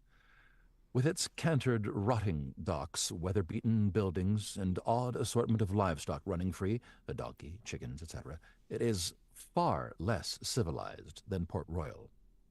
Jack and Will move through the crowd. A red-headed woman turns her head. She has noticed Jack. We need a crew. We can manage this ship between islands, but the open sea, that's another matter. Suddenly, the redhead slaps Jack hard. Satisfied, she turns and strides off. Will ignores her. Just do it quickly. Don't worry, I've already got a quartermaster there. Jack leads Will toward the pub, the Faithful Bride. The emblem over the door, a politically incorrect painting of a smiling woman holding a bouquet in her chained and manacled hands. Jack pulls open the door. Will goes inside, passing a pretty Asian woman coming out. She sees Jack and immediately slaps him, cursing something in Chinese. Jack backs away. Interior, Faithful Bride, day. Jack closes the door on the woman, joins Will. They take in the place. It is populated with a slightly higher class of scum. Jack spots a bartender, smiles, moves forward, and is suddenly decked by a waitress. This is Anna Maria, tall, strong, tough. She didn't spill a drink off her tray. You stole my boat. Anna Maria, have you seen Gibbs? I need to put together. She slaps him again. Will shakes his head, heads for the bar. Jack gets up. Borrowed your boat without permission? Anna Maria charges. Jack backs away, puts a table between them. She chases him around the table, still carrying the tray. My dory, the Jollymon. Where is it? Safe at Port Royal with the Royal Navy. That boat is my livelihood. You'll get it back, or one better. I will. Away from them, a patron calls for his food. Anna Maria scowls at Jack, moves away, and comes back for one more slap. Jack, over here. At the bar, Will has spoken to the bartender. Jack arrives, rubbing his chin. He knows Gibbs. The bartender nods, yes, then nods out back, then produces a water bucket from behind the bar. Jack and Will exchange a look, and Jack takes the bucket. Exterior, Faithful Bride, rear, day. A drunken man lays in the mud, having a friendly conversation with two pigs. He wears an old, tattered navy jacket. A sudden spray of water splashes across his face, revealing this is Joshua Gibbs, the man who told pirate stories to Elizabeth when she was a child. He sputters and roars. Curse you for breathing, you slack-jawed EJ. Mother's love, Jack. You know better than to wake a man when he's sleeping. It's bad luck. Well, fortunately, I know how to counter it. The man who did the waking buys the man who was sleeping a drink, and the man who is sleeping it drinks it while listening to a proposition. Oi, I'll do it. I'll about do it. Jack helps Gibbs to his feet, and then Gibbs is hit with a second wave of water. Will stands there with the bucket. Blast it, I'm already awake. I know. That one was for the smell. Interior, Faithful Bride, day. Jack and Gibbs sit at a table in the shadows, a single candle illumining them. Speaking in hushed voices, Will is away from them at the door, hand on sword, keeping a lookout. A tankard is set down. Gibbs lifts it to take a swig. Just the one. Gibbs pauses. He takes a dainty sip. Make it lost then. Now, what's the nature of this venture of yours? First, have you found me a crew? Oh, there's a hard tale, Jack. Most of the decent pirates in town won't sail with you. Seem to think you're a jinx. Now, where, I wonder, would they have gotten that idea? Gibbs evades answering him by taking a long sip. Jack leans forward. Gibbs leans forward. I'm going after the Black Pearl. Gibbs straightens up like he's been hit. He stares. He reaches for the drink as if to down it, but then sets it back down. He leans forward again. Jack has not moved. Say again. I'm going after the Black Pearl. I know where it's going to be, and I'm going to take it. Jack, it's a fool's errand. You've heard the tales they tell about the pearl. Aye, and that's why I know where it's going to be, and that's why I know what Barbosa is up to. All I need is a crew. Fool's errand. Not if the fool has something Barbosa wants, something he And you've needs. got that. And you've got that, have you? Angle on Jack as he smiles enigmatically and shifts his eyes. Behind him, Will, still on guard, glares a sailor away from the table. Back there, guarding the door, is the son of old Bootstrap Bill Turner. Gibbs' eyes widen over the edge of the tankard, peers at Will, then smiles, with more missing teeth than good ones. Well, looky there. I'll allow you maybe onto something, Jack. There's bound to be sailors on this rock as crazy as you. I'll find some men. Gibbs downs the drink, slams the tankard on the table. Will reacts to the sound, draws both sword and dagger, kicks over a table for cover, and whirls on anyone who moves. Kid's a bit of a stick, isn't he? That he is. Exterior, Tortuga, dock. Later, day. On the docks, a disheveled, motley, and weather-beaten group of about a dozen swabs stand in a ragged lineup. Face your eyes, Captain. All of them good seafaring men, faithful hands before the mast, everyone worth their salt, and crazy to boot. Jack holds up a hand. Enough. He moves down the line, Gibbs at his side. Then he notices Anna Maria in line, dressed like a man. He raises an eyebrow. You owe me a boat. Jack nods, continues. One sailor is quite fat, another thin and sickly. Jack is not happy with his choices. He stops in front of Cotton, a short sailor with a large, colorful parrot on his shoulder. Jack raises an eyebrow. Cotton here is mute, sir. Poor devil had his tongue cut out. Cotton opens his mouth to show this. Jack grimaces. So he went and trained this parrot to do the talking for him. Nobody knows how.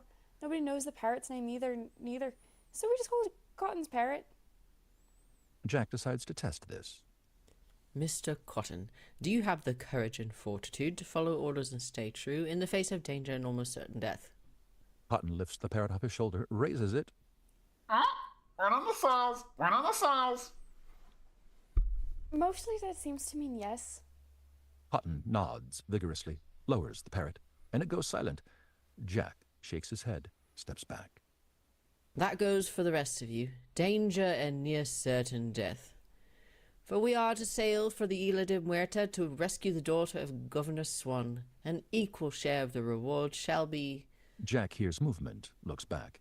Several potential crew members back away in fright. First one, then another turn and run, followed by more. Soon just half a dozen are left, including Cotton, with Parrot, and Anna Maria. Shut up before you lose them all. These are the only ones worth having, and we're going to need them. Exterior HMS Interceptor, day. A flash of lightning and the crack of thunder. The canvas of every sail is stretched taut. The ship rocks as it drops into the valley of huge swell, climbs up the other side. On board, the new crew members scurry about with their tasks, pulling lines and trimming sails. Excellent sailors. It takes everything they have to keep the ship afloat. Anna Maria is at the helm. Gibbs staggers along the deck. That fool will have us lose the canvas and the masts besides. On Jack, a roaring wind blowing back his hair, eyes intent on their course, Gibbs climbs the tilted deck toward him. We best drop canvas, sir. She can hold a bit longer. The wind picks up, howling. Jack smiles. What's in your head to put you in such a fine mood? We're catching up. Jack turns back to the sea, enjoying himself. Gibbs stares at him like he's a crazy man. And we will now take a brief intermission. Thank you guys so much for joining us. We will be back in 15 minutes. We'll see you then. Thank you, 15.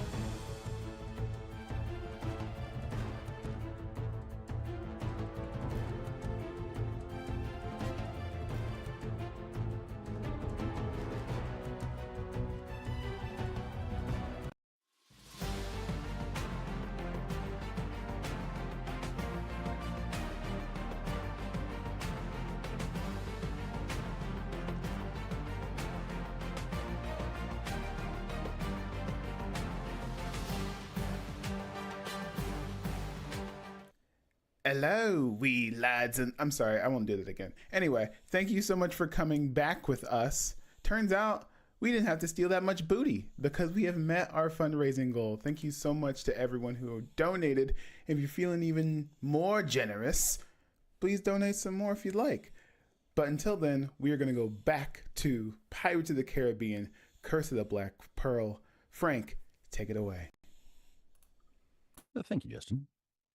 Interior, Black Pearl, Captain's Cabin, day. The sound of rain pounds down on the deck above, then suddenly stops. Elizabeth moves to the stern windows, looks out at the rolling sea below. No escape there. She hears the sound of a voice calling, gazes up, wondering. Exterior, Black Pearl, Crow's Nest, day. High on the mainmast, Twig cups his hands to his face, calls down. Isla de Muerte off the Portobello! On deck, Barbossa moves to the rail. The storm clouds are breaking up. On the horizon is a dark, ominous shape, Isla de Muerta. Mostly sheer, unfriendly cliffs that shoot straight into the water. It is surrounded by a slate-gray sea. Barbossa grasps the rail with both hands, his expression a mixture of loathing and fear. Jacoby approaches, hesitant. Orders, Captain? Bring her in, not too close. Won't brave the reef, not until high tide. We lay anchor before dark. Jacoby nods, backs away. Barbossa continues to stare. That is, if it first doesn't sink back down to hell from where it came. Exterior, Caribbean Sea, day. The Interceptor on open waters, glorious, her white sails set wing to wing. Exterior, HMS Interceptor, day. Close on, Jack's compass, cradled in both hands. Jack leans over and studies it, almost like he's praying.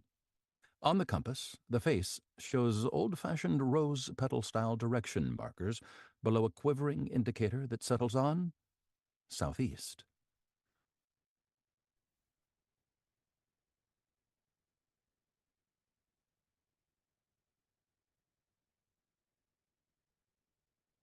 You were muted, Birdie. Bear 3 points starboard. Anna Maria turns the wheel, adjusting course. The ship leans into the new direction. Jack looks down. On the compass, where the indicator spins, reverses, settles on northeast. 6 points port. Anna Maria frowns, but follows the order, turns the wheel back, and the ship responds. Will works on deck, coiling a rope, but he watches Jack and Anna Maria, clearly not happy. Gibbs hobbles up. Left-ended ropes are coiled against the sun, or it's bad luck. Anti-clockwise. Gibbs takes over the task. The ship shifts course again. Will has had enough. How do we expect to find an island no one can find with a compass that doesn't work? No, lad, just because it don't point north doesn't mean it don't work. That compass gives bearings to the Isla de Muerte, wherever it may lay. Really? So, what's the story? What's the story on the pistol? Gibbs settles in, happy to have a willing listener. I'll tell ye.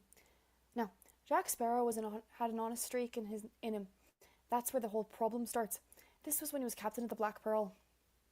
What? You never told me that. Ah, he's learned then. Plays things more close to the vest. See, Jack was a cartographer back in Old England. Somehow he came by the money to commission the Pearl, hired himself a crew, promised each man an equal share. So, they're 40 days out, and the first mate says everything's an equal share, and that should mean the location of the island too. So Jack gave up the bearings. That night, there was a mutiny. Gibbs' voice is a whisper now, so Will has to lean closer. Jack gave himself up for the sake of his loyal crew. He was marooned on an island, left there to die. How did he get off the island? I didn't. Will and Gibbs jump. Jack is right there beside them. My body's still there, rotting away, and I'm but a ghost. Will and Gibbs aren't sure what to make of that. Jack laughs. How did you get off that island? Ah, that's a dark and unpleasant tale, best left untold. He starts off. Wait, what about the pistol? The pistol. Well, a pirate is marooned, Will. He's given a pistol with a single shot. No good for hunting or surviving, really. But after 3 weeks of starvation and thirst, the option of that pistol begins to look good. Jack lets this sink in. He pulls out the pistol, raises it. But I survived, and I still have that single shot. It's meant for one man, my mutinous first mate. Barbosa. Jack shoots a glance at Will, nods, and moves away. Exterior, Isla de Muerta, cave entrance, evening. On Barbosa, face upturned, no expression in his eyes. Around him, a group of pirates, Elizabeth among them, stand as still as stones in front of a dark cave opening. Their faces look upward, their total lack of movement disconcerting. Above the cave, on a hillock, the pirate Kohler gazes out toward the horizon. Slowly he transforms, head to toe, from pirate to skeleton. The moon has climbed free of the storm clouds, rising large and full on the horizon. The skeleton turns. Moonrise, Captain. First night of the full. Ha! Be mindful of pits and crevices. Stay together. He takes a torch, moves into the cave. The pirates follow. Interior, Isla de Muerta, caves, night. The group keeps together under the firelight. The path leads between boulders on a slope downhill. From the echoes and shadows, it's clear the cave system must be huge. Elizabeth glances over. The torches illumine caverns off to the side, and just the edge of a mound of coins. Clearly there is more, but the rest is lost in darkness. Twig, gazing upward in wonder, moves a few feet away from the group. Barbosa grabs him as he nears a chasm. You're muted, Captain Barbosa. Sadness. Careful, mate. Fall down there. You die a misjudgment day, for not even the Lord himself will come look for you here. Barbosa lets go and moves on, descending down, twisting and turning, but always down. Exterior, HMS Interceptor, night. Cotton pulls a sail line, looks out, sees something. He lifts the parrot off his shoulder, strokes it along the back.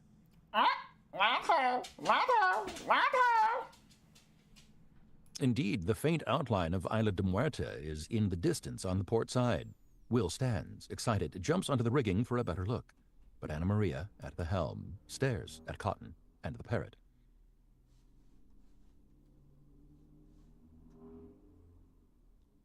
How does he do that? They'll be anchored on the lee side. Haul your wind and keep to the weather of the island. Interior, Isla de Muerta, caves, night. Flickering torchlight, pirates stoop low to enter a cavern. And revealed is the spectacular treasure of Isla de Muerta, overflowing chests of coins, gold and silver ingots, jewelry, objects of art, jade and ivory, brightly colored silks, furniture, jewels and pearls, mirrors and swords, anything and everything of value that might be carried by ship is here. The pirates move through. Elizabeth can't help but gaze in wonder. Curse drove you to gather this. Aye, and not a bit of it any use to us, only hoarded. But it'll drive us no longer.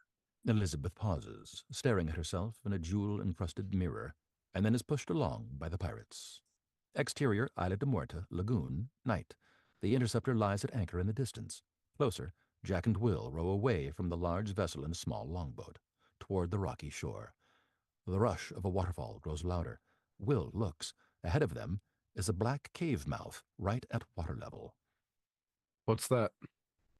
Depends. On what?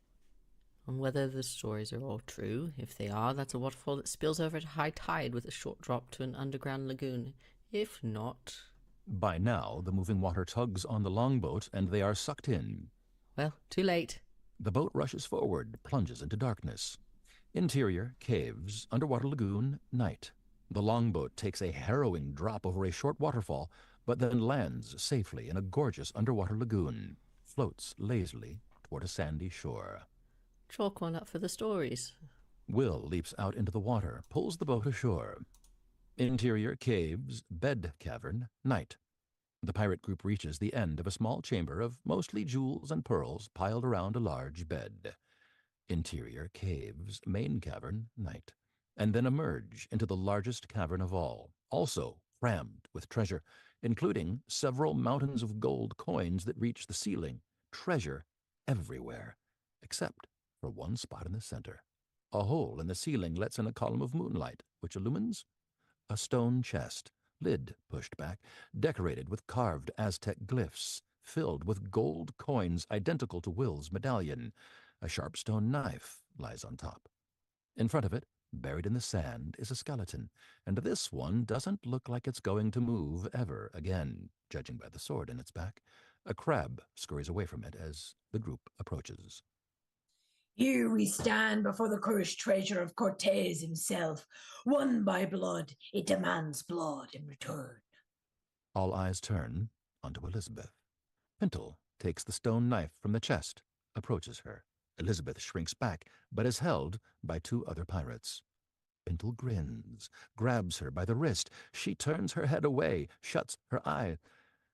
Pintle raises her knife, and then very carefully, daintily, uses just the sharp tip of the knife to just prick Elizabeth's finger. One tiny red drop of blood appears and drips down onto the medallion. Elizabeth opens her eyes, surprised. What'd you expect? We're all gentlemen here, right and proper. The pirates laugh. Barbossa takes the medallion, grins at Elizabeth. You know the first thing I'm going to do after the curse is lifted? Eat a whole bushel of apples. Barbossa approaches the chest, shining in the beam of moonlight. What was begun by blood, let blood now end. He tosses the gold medallion onto the others. The pirates tense, waiting, expectant. A long beat. They all look at each other, look at themselves. Nothing happens. I don't feel no different. How can we tell? Barbossa frowns, draws his pistol, and shoots the pirate next to him, Jacoby, square in the chest. Jacoby reacts in shock, grabs his chest, but doesn't die. You're not dead. No! He shot me! It didn't work. The curse is still upon us. Barbossa searches his mind for an answer, turns to Elizabeth. You, maid, your father. What was his name? Was your father William Turner? Elizabeth takes time to smile before answering. No.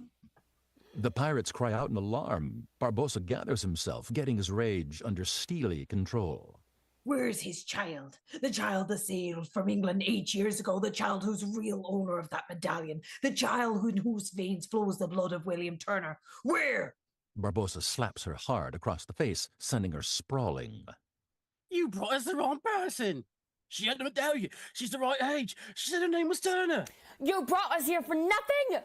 Barbossa whirls on him. If you've sailed with Morgan for 10 years like I've had, you'd know not to question me.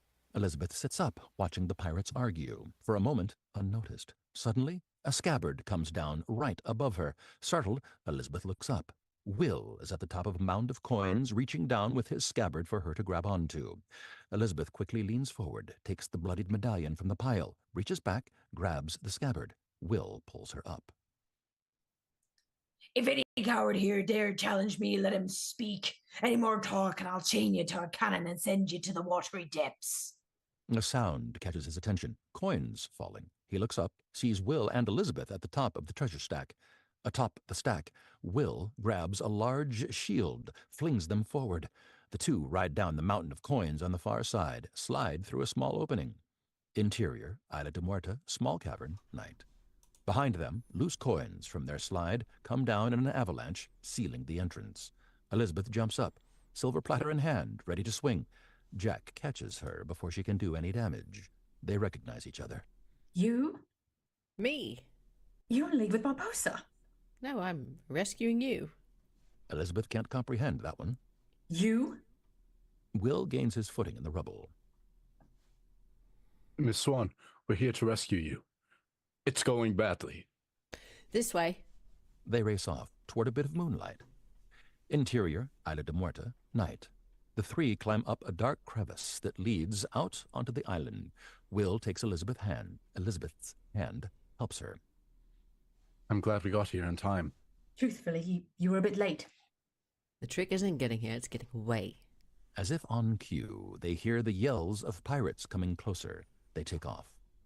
Exterior, Isla de Muerta, clearing, night. The three race through the rocks, the sounds of pursuit close behind. Suddenly, Jack stops. Come on. No, this won't work. I'll stay behind and fight them. You go on. Will and Elizabeth stare at him. No. I'll lead them away. The sounds are closer. Go to the opposite end of the island and signal the ship. I'll keep 'em busy. Are you sure? Jack, this is not something you have to do. I'm sure when you've led the kind of life I have, there are debts that must be paid. Maybe I can balance the scales a little. Will nods, hesitates, gives Jack his sword. Now Jack has two, one for each hand. Elizabeth gives him a quick kiss. Will and Elizabeth race away and are gone. Jack watches them a moment, turns to face the pirates. He sticks the two swords in the ground, crossed, leans casually against a rock. A group of pirates round a corner, cutlasses drawn, ready to fight, but Jack raises his hand. I invoke the right of parley according to the Court of Brethren set down by the pirates Morgan and Bartholomew. Exterior, Isla de Muerta, night. Jack stands before Barbossa, surrounded by pirates. Jack has a wide smile on his face, and Barbossa doesn't like it. I'm inclined to kill you now, Jack Sparrow, without so much as a word, if you don't lose that grin from your face. Jack's smile remains. Barbossa puts a hand on his cutlass. The woman's blood didn't work, did it? Barbossa hesitates. I know whose blood you need to end the curse. Say the name or I'll slit your throat. No, you won't. Barbossa nods. Pintle steps forward, puts a blade to Jack's throat. Jack's smile widens. Ow. Now. No, don't kill him. Surprised, Pintle lowers his cutlass. Jack's expression hasn't changed. Allow me the humor of listening to your terms. Simple. I have something you want more than anything, the way to free you from the curse of the treasure. You have something I want more than anything. The pearl? Oh, that's fine. And just how do you expect this to work? You give me the pearl, then I tell you who you need. Barbossa stares at him, incredulous. That's your offer. You sailing away nice and pretty with the black pearl, and all I have is a name. That's right. And I'm supposed to trust you. The pirates laugh. I'm a man of my word. The pirates laugh louder. You see, I've got this honest streak in me, in its own way, a sort of curse. Oh, and there's the fact that you have no choice. I'll torture it out of you. You left me on a desert island. What worse can you do? Jack is still smiling, intentionally smug now. Barbossa sees his options dwindling, begins to pace. Blast you, I'll throw you in prison. Wait as long as you like. You're setting me up for a double cross. You with the ship and me with nothing more than your word. Let's say I tell you the wrong person. What would you do? Track you down and... He sees where Jack is headed. And if I tell you the truth, you become, and you won't come near me because you know I'd kill you. Barbossa hesitates. The pirates are amazed at how the tide has turned. Barbossa has gone past considering the idea and might even do it. Jack, I don't trust you. And that's a fact. Never trust a smiling man, you can lay to that. See, that's where we're different. I trust you to do what it takes to get what you want. You're playing this as close to the edge as any man, I'll give you that. We might just have to sign articles, you and I. Jack, you're a pirate at heart, that's certain. Jack nods. Pintail sets sail. If this fool plan is to work, we'll need the medallion, and that means catching the ship which brought him here. Jack is completely caught off guard. For the first time, his smile fades. What, you don't have the medallion? That fool woman took it. You best be careful around her, Jack. She's pretty enough, but she'll steal your heart. The pure evil inside. I'll watch my back. Bosun, set Mr.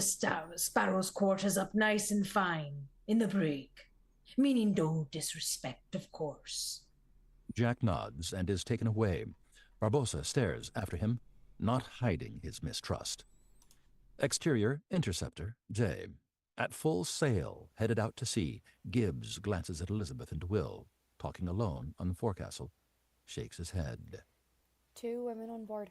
A man don't have to be superstitious to know that's trouble. Elizabeth holds the medallion and finishes her tale. Danger, so I took the medallion. And I've kept it ever since. They thought I was you and that they needed my blood. Then it didn't work. She hands him the medallion. You muted Will. I swear to God. Why would my father send this to me? To keep it away from them.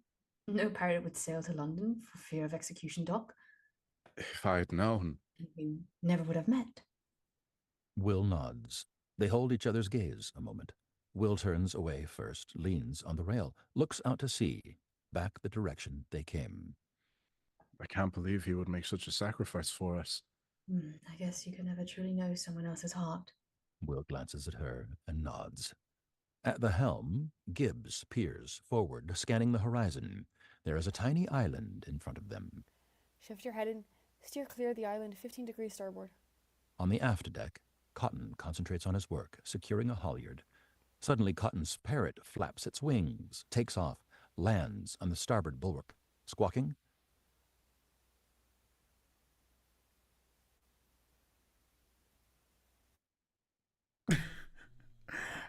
I was muted. Dead man tell no tales. Dead man tell no tales. Dead men tell no tales. Cotton looks up. On the horizon, following, black sails. Gibbs and Anna Maria appear and see the ship. Can we outrun them? Not a chance. Make for the reef. Exterior, Caribbean Ocean, day. Miles of blue water. The interceptor tacks, leaving a long, white wake. The Black Pearl matches it, gaining. Exterior, Black Pearl, day.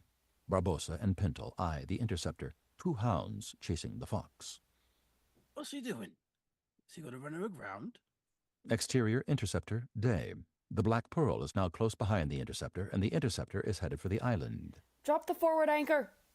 A sailor at the stern of the ship pulls a release, and the ship's anchor races down into the water, the metal chain jumping and twisting on deck. The chain stops, and the sailor locks it. Exterior, Caribbean Sea, day.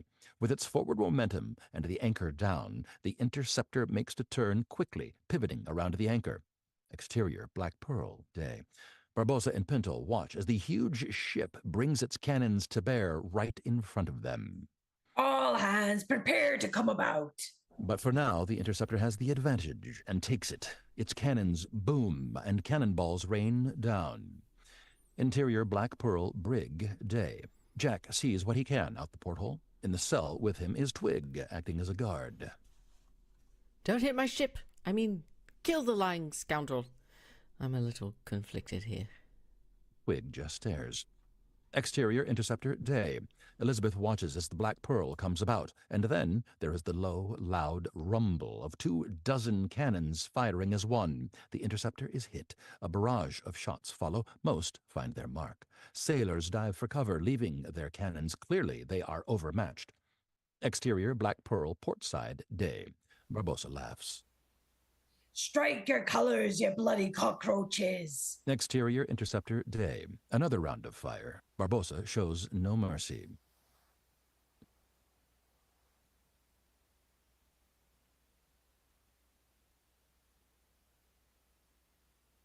Looks like they mean to send us under. There. She's raised the Jolly Roger upside down. Anna Maria, Gibbs, Cotton, even Elizabeth all know what this means. Will doesn't. He looks to Gibbs for an explanation. It's a signal. If we resist, it won't just be death. There'll be torture as well. We're not going to just surrender. That we are. The Black Pearl fires again. A double ball shot with a chain connecting the two. It hits the mast dead on. A cracking, splinting sound as it breaks, falls to the deck. Barbossa moves his ship alongside, preparing to board. We can at least fight. We might be able to kill a few. Will, it'll go for worse for us, for Elizabeth especially, if we fight. Will stares and nods, but his expression is still defiant. The deck slants. The ship is sinking. Pirates swarm across on ropes and take control of the interceptor. Exterior, Black Pearl, main deck, day.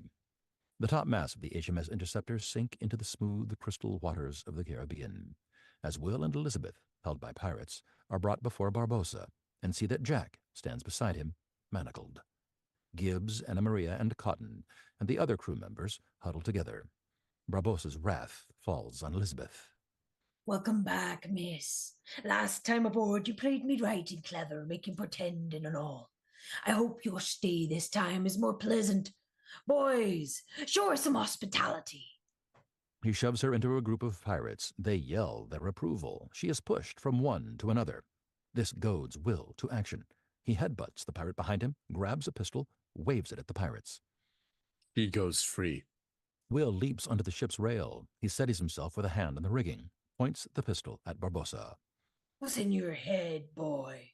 She goes free. You've got one shot, and we can't die. You can't. I can. He leans out over the ocean. No. Jack pushes forward. Will, don't do anything stupid. Don't say anything stupid. My name is Will Turner, son of Bootstrap Bill Turner. His blood runs in my veins. You need my blood, and on my word I will pull this trigger and sink all the way down to Davy Jones' locker. Pintle squints at Will. The pirates murmur surprise. It's true. He's a spitting image of old Bootstrap. Even talks the same. Jack drops his head. Barbossa grins at him. Looks like you're back to having nothing to offer. And he's got Bill's courage. A curse on him and you. Barbossa steps forward. Enough of that. Name your terms. Elizabeth goes free. Aye, we got that part. Anything else? And Jack, and the crew, free and unharmed. If you agree, then I will remain with you. Barbossa considers. His crew waits. Finally, Agreed. You have my word as a gentleman of fortune. Will, you can't trust him. You must swear by the Holy Bible. Hey, you have my word then. On the good book I do swear, and the Lord spare my worthless soul. Barbossa crosses himself, as do many of his men. Will lowers his gun, steps down. The pirates surround him. They snatch away the pistol. Boatswain, take your captives below decks, chain him in the galley, and teach him how to row. Gibbs, Anna Maria, Cotton, and the rest are led away under guard. Barbossa looks out to sea, toward the island. Ha! Look there. That's the very same island we made Jack Governor on our last trip. When you sail the open sea as long as I, you learn to trust the signs fate send your way. Gosh. Jack, Elizabeth, I'm a man of my word, and you're to be set free right and quick. Men, break out the plank. A cheer goes up from the pirates. Will realizes what Barbossa intends to do, struggles with his captors. No, you gave your word. Quiet, boy, or you'll lose your tongue. Those that know me know I wouldn't cross my word and bring down bad luck on the ship. I agreed I'd set them free. I didn't say when or where. Exterior, Caribbean Sea, day. The Black Pearl lies at anchor, closer now to the islet. Exterior, Black Pearl main deck, day. Jack, wrists still bound, stands in the classic walking the plank pose. Elizabeth is next in line. Pirates crowd the ship's rail to watch. It's pure evil to make a captain walk the plank of his own ship twice in one lifetime. No good can come of it. Now, Jack, that reef is less than a league distance. It's a square deal all round, and you can't hope for better than that. Someone needs to cut these bonds then. Barbossa smiles, shows a pistol, points it at Jack. You'd best take a swim, Jack. The last time you do this, you left me a pistol with one shot. The pirates mutter agreement. That's proper, sir. According to the code. By the powers, you're right. Where be Jack's pistol? Who's got it? Bring it forward. A gentleman might give us 2 pistols, seeing as there are 2 of us this time. The pirate hands Jack's pistol to Barbossa. Tell you what, I'll give you the one pistol and let you be the gentleman and shoot the lady and starve to death yourself. That is, presuming you're not both drowned. The pirates laugh. Barbossa tosses Jack the pistol, but over his head and down into the water with a splash. So how did you get off that island anyway? You can go to your grave not knowing. Aye, that's fair. Jack glares at Barbossa. Then he's prodded with a cutlass, takes a step out, reaches the end of the plank, steps off. Jack plunges down into the water. appears on the surface, floundering, struggles to stay afloat. Will and Elizabeth exchange helpless looks. There is nothing they can do. The lady's next, but first I'll be wanting that dress back, if you please. Elizabeth hesitates, then strips it off, leaving her in a silk slip. She throws it at him. Will go well with your black heart. Barbossa indicates the plank. I'm not walking to the ocean. You'll have to throw me in. Barbossa raises an eyebrow, grins, nods.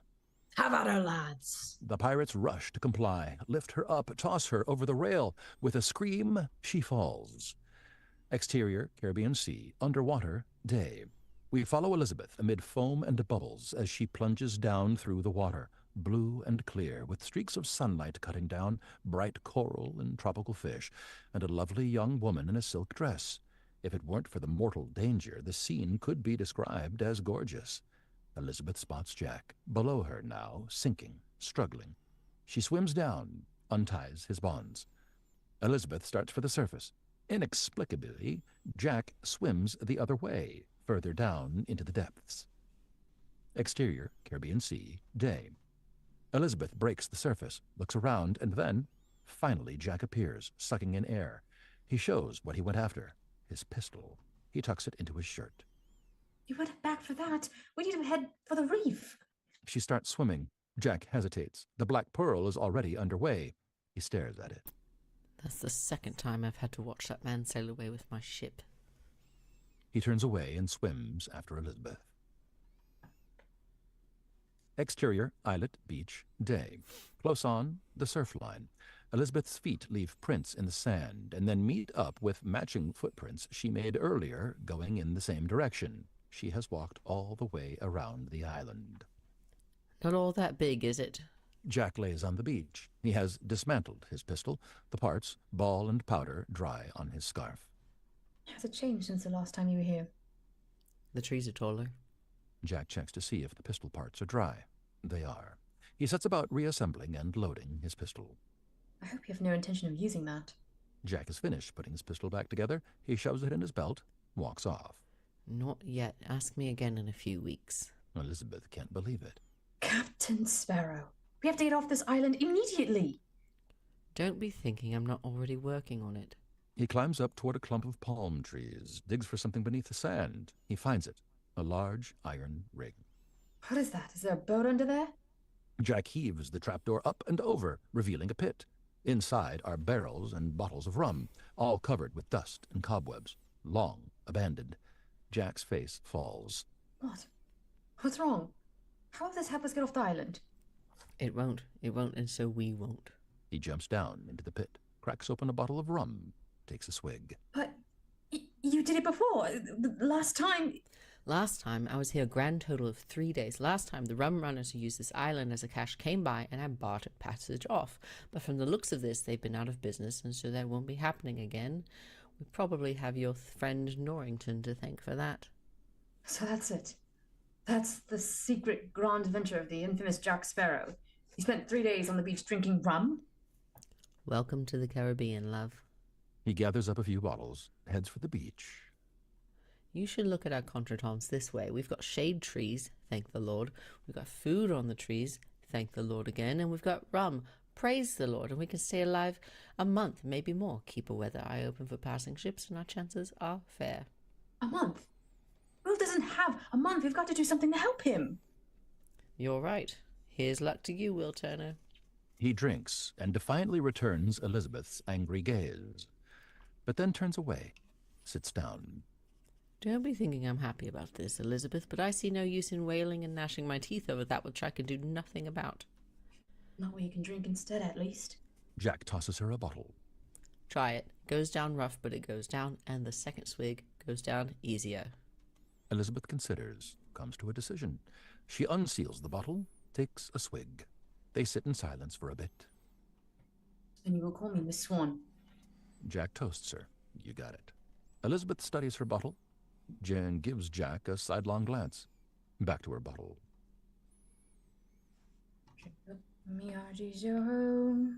What? What was that? Something funny, Miss Swan? Share, please. No, nothing. It's nothing. Just, I'm reminded of a song I learned as a child. A song about pirates.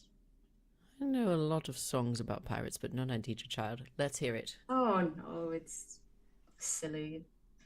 Back in England, we didn't know a thing about pirates, really. They seemed so romantic and daring. Jack likes the way that sounds. That was before I met one, of course. Now I must hear this song, an authentic pirate song. Have at it. Well, perhaps with a bit more to drink, I might. More to drink. He gathers 2 more bottles, tosses one to her. She drops her half-finished bottle to cash it, opens it, takes a sip. Well? Elizabeth clears her throat, begins to sing self-consciously, becoming stronger as she goes on. We pillage, we plunder, we rifle, we loot, drink up me hearties, yo ho. She gestures for him to drink, and he does. We kidnap and ravage, and we don't give a hoot. Drink up me hearties, yo ho. Exterior, islet, beach, later, night. The middle of the night, a fire blazes. Jack and Elizabeth are roaring drunk, arm in arm, singing the song all the way up to the stars. Yo, Yo ho, yo ho, a pirate's life for me. Yo ho, yo ho, a pirate's life for me. I love this song. Yo ho, yo ho, a pirate's life for me. We're beggars, we're blighters, ne'er-do-well cads. Drink up, me hearties, yo ho. Aye, but we're loved by our mums and our dads. Drink up, me hearties, yo ho. They hoist their bottles, but only Jack drinks. He drains the bottle, then tosses it away. When I get the Black Pearl back, I'm going to teach it to the whole crew, and we'll sing it all the time. You'll be positively the most fearsome pirates to sail the Spanish Main. Elizabeth salutes the idea with her bottle. Jack doesn't have a bottle to salute back. She hands him hers. He drinks, then settles shakily to the ground. Elizabeth sits beside him. Not just the Spanish Main, the whole ocean, the whole world, wherever we want to go, we go. That's what a ship is, you know, not just a keel and a hull and deck and sails. That's what a ship needs. But what a ship is, what the Black Pearl really is freedom. Elizabeth lays her head on his shoulder. Jack, it must be so terrible for you to be trapped here on this island all over again. Ah, well, the company is better than last time, and the scenery has definitely improved. Mr. Sparrow, I'm not sure I've had enough rum to allow that kind of talk. We've got a few bottles left, and we've yet to tap the kegs. Elizabeth shrugs with a slight but promising smile. She picks up the empty bottle from the ground and holds it up. To freedom. To the Black Pearl! They tap the bottles together. Elizabeth feigns a drink as he chugs. He taps his bottle against hers again, and she laughs and feigns another drink. Exterior, islet, beach, morning. Close on, Jack's face. Dead, asleep, lying in the sunlight. His nose twitches. A bit of smoke drifts by. His nose twitches again. His eyes open. Jack groans and sits up. He rubs his head, looks over. All of the foliage in the middle of the island is on fire. Smoke rises high up into the clear blue sky. Jack leaps to his feet. He sees Elizabeth as she pours out the last of the rum, dousing a scrub brush at the base of a palm tree. It goes up in flames. She rolls the barrel forward. It starts to burn merrily. Jack can't believe his eyes. What are you doing? You've burned our food, the shade, the rum? Yes, the rum is gone. She wipes her hands together. One of the rum barrels in the fire explodes. Why is the rum gone? One, because it is a vile drink that turns even the most respectable men into scoundrels, and two, She points to the sky. it signals over 1,000 feet high, which means it can be seen for 200 leagues in every direction. The entire Royal Navy is out to sea looking for me. Do you think there's even a chance they could miss it? You burned up the island for a one-time chance at being spotted? Exactly. Elizabeth turns toward the sea. Just you wait, Captain. In an hour, maybe two, keep a weather eye open, and you'll be seeing white sails on that horizon. She sits down, determined, shields her eyes, and scans the water, waiting, searching. Jack is speechless. He throws up his hands, stalks up the sand dune just to get away from her. Exterior, islet, leeward shore, day. At the crest of the dune, Jack stops and stares, incredulous. We come around to see what he is looking at. Past Jack, anchored on the other side of the island, white sails glorious against the turquoise waters, is the HMS Dauntless. A longboat is already being rowed toward them. Jack shakes his head. There'll be no living with her after this. Exterior HMS Dauntless, main deck, day. Norrington gives Elizabeth a hand disembarking from the Ray's longboat. Elizabeth, I'm relieved you're safe. Clap him in irons, and behind his back this time. Commodore, you can't do that. You're speaking up for him again. He can locate Isla de Muerta, but I doubt he'll be willing to help us from the brig. We had time to get to know each other. We are bound for Port Royal, not Isla de Muerta. No, the pirates have taken Will. Your father is frantic with worry. Our mission was to rescue you and return home. That is what we shall do. Mr. Turner's fate is regrettable, but so was his decision to engage in piracy. Commodore, please. Norrington, think about it. The Black Pearl, its captain and crew, the last pirate threat in the Caribbean. How can you pass that up? By remembering that I serve others, not only myself. Commodore, I beg you, please do this. For me. As a wedding gift. Am I to understand that you will accept my marriage proposal on the condition that I rescue Mr. Turner? Not as a condition, a request. Norrington considers. To Gillette. Free Mr. Sparrow. Prepare to come about. He'll give you our heading. Gillette unlocks Jack's manacles. Jack raises an eyebrow. Congratulations, sir. Crewmen lead Jack toward the bridge. Sailors go about their tasks, and the ship begins its slow turn. Elizabeth, I hereby withdraw my proposal. What? I know where your heart truly lies. Elizabeth looks at Norrington, seeing him in a new light. And now I know where yours does as well. They gaze at each other a moment. Norrington looks away. You may seclude yourself in my cabin. I'm afraid we do not have any ladies' clothing aboard. And I can wear men's clothing. That would hardly be proper. No, I'm not going to stay hidden in some cabin, or I suppose it's going to be heaving bosoms and bare legs for the remainder of the voyage. Norrington is exasperated, but then can't help but grin. This is exactly why he loves her. She grins back at him. She's not going to change. Murtaugh, take our guest below and find her some trousers and a shirt. Elizabeth smiles, allows herself to be escorted away. Norrington watches her go, then turns his gaze to the sea. Interior, the Black Pearl, brig, day. Pintle enters the cell. It appears empty, but that's because Will is hanging from the rafters, trying to shove up the ceiling planks with his legs. That ain't gonna work. That's the gun deck above you. Will drops lightly to the deck. Suddenly, What happened to William Turner? Oh, William Turner. Stupid blighter. He threw in with us after we relieved Jack Sparrow of his captaincy, but turned out it never sat well with him. Particularly after we found Cortez's treasure, and its peculiar condition. He thought we deserved to be cursed for leaving old Jack to the fate we did. That's why he sent off a piece of the treasure to you, as it were, so it would never be recovered, and so cursed we remain. Then he ran. And he's hiding out someplace where you haven't been able to find him. That's a nice thought, to be sure, and I wager your dad wishes he thought himself. But no, see what he done didn't sit too well with Captain Barbosa, so he chained a cannon to his legs and dumped him over. Will reacts with shock at the account of his father's fate. Yep, last I saw Bootstrap Bill was his face looking up as he sank down to the crushing black of Lavina Davy Jones's locker. It was only after we found out we needed his blood to solve the curse. That's what you call ironic. Barbosa appears behind Pintle, flanked by several other pirates. He regards Will for a moment, then... Bring him. Exterior, HMS Dauntless, main deck, evening. Jack goes to the rail and waits, pretending to look out at the sea. Elizabeth, dressed in sailor's clothes to excellent effect, joins him. You didn't tell Commodore Norrington everything. Nor did you, I noticed. He might delay the rescue, and that would be too late.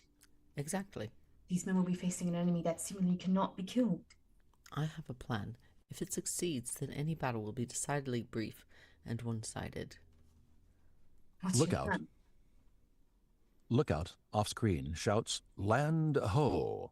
Isla de Muerta lay dark and menacing on the horizon. Elizabeth, below decks. I will not compromise your safety. She starts to speak. He turns away.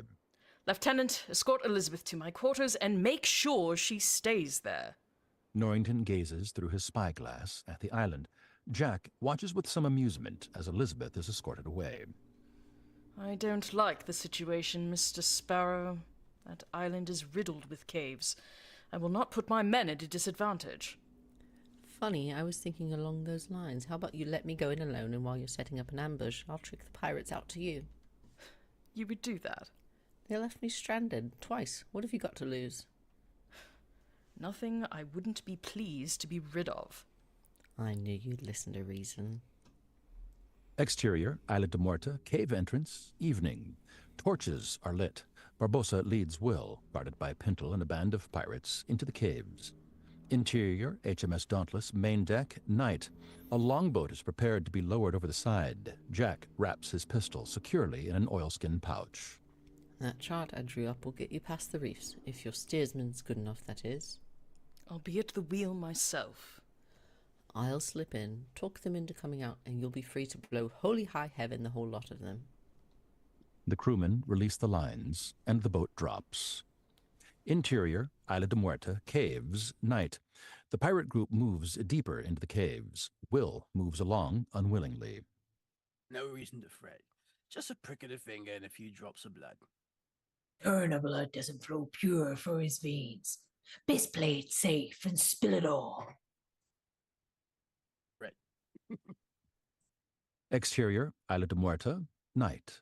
The Dauntless drifts into the lagoon. Norrington and his men prepare to go ashore. Interior, Isla de Muerta, caves, night. Lit by torchlight, Will notices a crack runs between the floor and the wall of the cave, widening into a ravine. Careful now, you could fall in and still be wondering when you'll hit the dirt.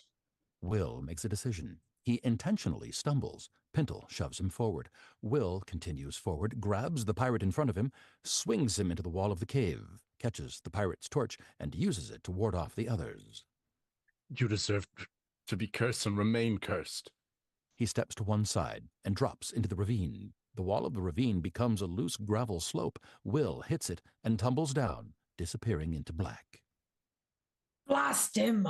A pox on him and his father and the whole damnable line. Fan out! Find him! Interior, Dauntless, captain's quarters, night.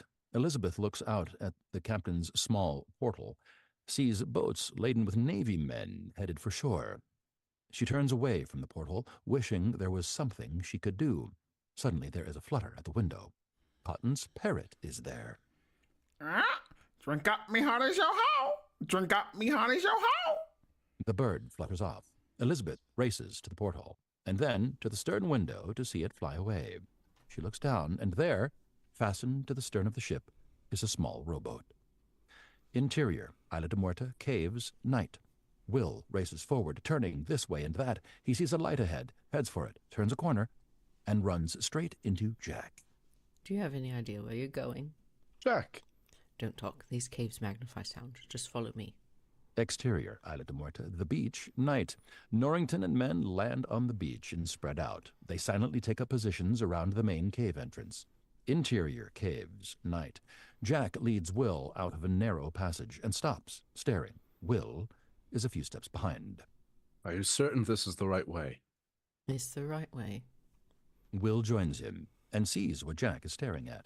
Treasure piled on treasure, sparkling, glowing, seemingly endless. At the center is the moonlit clearing and the stone Aztec chest. Thank you, Jack Sparrow. They jump. Barbossa is standing right behind them, flanked by his men.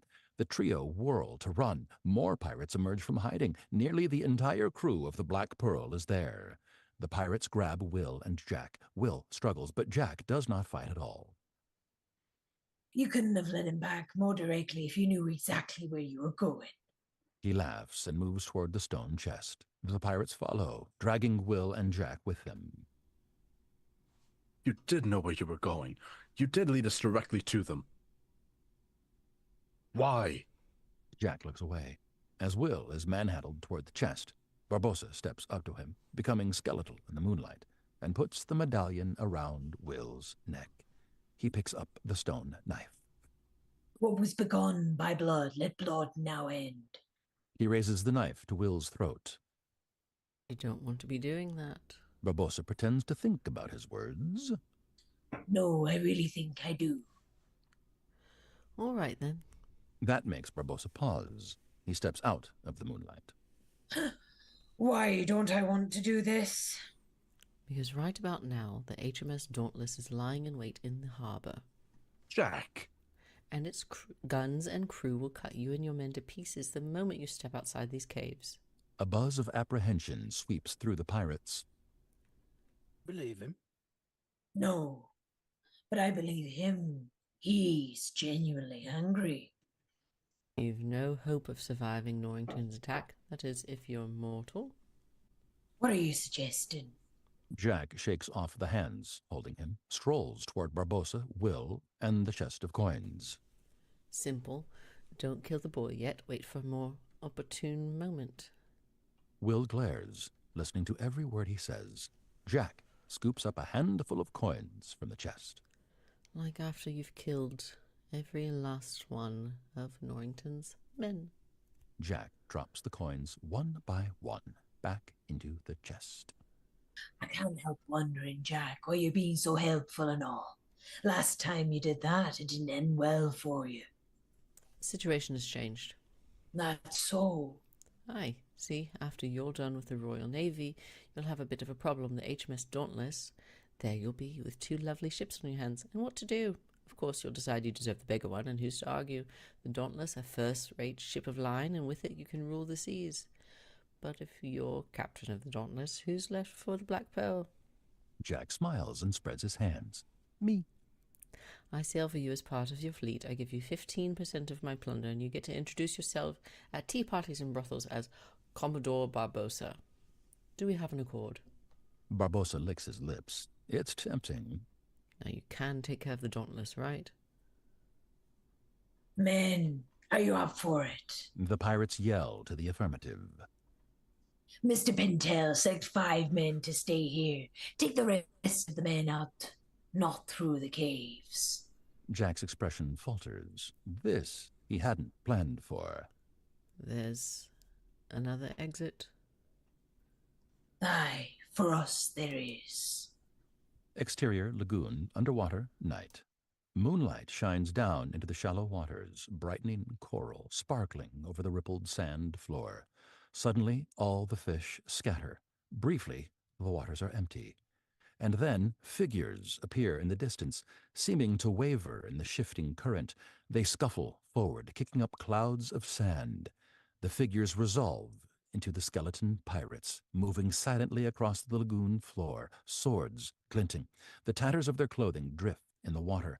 Their skull heads are fixed in an endless grin. The lead pirate glides forward and stops next to a huge iron anchor, twice his height, even buried halfway into the sand.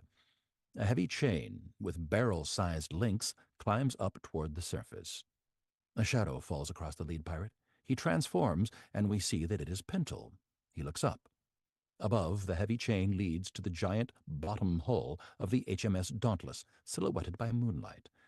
The huge shift drifts, again spilling moonlight below. And the pirates gathered around the anchor are once again skeletons, staring with upturned faces. The Pintel skeleton puts a knife between his teeth, starts to crawl up the iron rings. Other pirates crowd forward, and soon the anchor chain is clustered with skeletons. Exterior lagoon, night. Elizabeth has the small boat out and rows away from the Dauntless, looking ahead over her shoulder. Cotton's parrot is nowhere to be seen. In the distance, Pintel breaks the surface near the Dauntless, intent on climbing the anchor. He looks over just as Elizabeth rounds the point, and rocks obscure the small longboat from view. More skeleton pirates appear, and Pintel continues his climb. Exterior lagoon, Dauntless, night. Two sailors, alert and vigilant, stare out toward shore. The island reveals nothing but blackness. There is a scurrying sound, bones scraping against wood, and the sailors jump. They listen intently. Nothing. Ship rats? Big ones? Hate those things. They turn back toward the island, continue their vigil. A long pause. Taste all right, though. That they do. From behind, the two sailors at the rail are well lit by lantern. Suddenly, shadows appear, skeletons climbing up the sailors' backs. Move closer, and then the skeletons appear, reaching. The two sailors are grabbed from behind. Exterior, dauntless, side, night. Two bodies are tossed out over the rail, hit the water with a splash. Exterior, dauntless, side, night. Pintle looks down into the water, satisfied, puts away his knife, notices, and pulls out a long piece of seaweed from his rib cage, tosses it, turns to the others. Be quick now. Train the starboard guns on the beach and set your aim. Wait for my signal. We don't want to spook 'em. The pirates hurry to comply. Exterior, lagoon, black pearl, night. Elizabeth rounds to the point further and sees the black pearl, anchored in the neighboring cove, a fleck of color, Cotton's parrot, as it darts through a porthole. Elizabeth slows her efforts, silently approaching the ship. Exterior, black pearl, main deck, night. Four pirates, who really ought to be keeping watch, instead have gathered wine bottles and rum casks into a pile, along apples, biscuits, all the food on the ship. They act out a mock feast in anticipation of the curse being lifted. A skinny skeleton offers 2 bottles to a big bones skeleton. What would you prefer first, good sir? Rum or wine? I believe I'll have a spot of rum if you don't mind, and thank you, kind sir. They burst out laughing, a hideous sound that wheezes through their bones. Behind them, unnoticed, Elizabeth peeks cautiously around a corner. She picks her moment and sneaks past quickly, down a gangway, disappearing into the darkness of the ship. Exterior, Isla de Muerta, beach, night. Gillette crouches, running low behind a line of rocks. He reports to Norrington.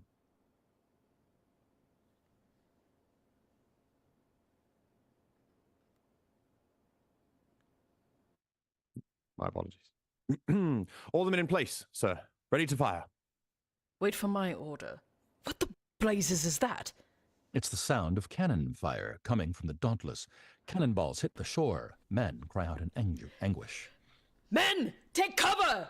The sailors scramble to find refuge. Interior, Isla de Muerta, main cavern, night. Will, guarded by pirates, glares at Jack. You've been planning this since the beginning, since you learned my name. Jack takes the opportunity to move toward him. Oh, please, did I really seem that clever? Before Will can answer, Jack smoothly slips the sword from a pirate's scabbard, tosses it to Will, who catches it despite his surprise. Use it well. He draws his own sword and clobbers the pirate. Barbossa and the other pirates stare in shock. Confounded Jack, I was actually beginning to like you. Swords are drawn and the pirates attack. Jack and Will take on multiple opponents, each with his own style. Will parries, glissades, and disarms with lightning-fast and perfect form, while Jack uses his blade, fists, acrobatics, and anything within reach to survive. Exterior, Isla de Muerta, beach, night. The sailors charge. The moon emerges from behind a cloud. Suddenly, an army of skeleton pirates rise up from the sea and charge the stunned sailors. Several men are struck down.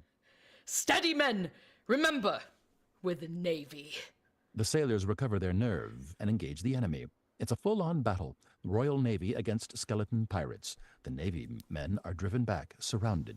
Suddenly, there's a massive boom of cannon fire. Norrington, in the midst of a sword fight, tries to see. What is happening out there? Exterior, lagoon, night. It's the Black Pearl, manned by Gibbs, Anna Maria, and Cotton, and captained by Elizabeth, coming around the point, cannons blazing. Exterior, Isla de Muerta, beach, night. Gillette sees the Black Pearl firing on the Dauntless.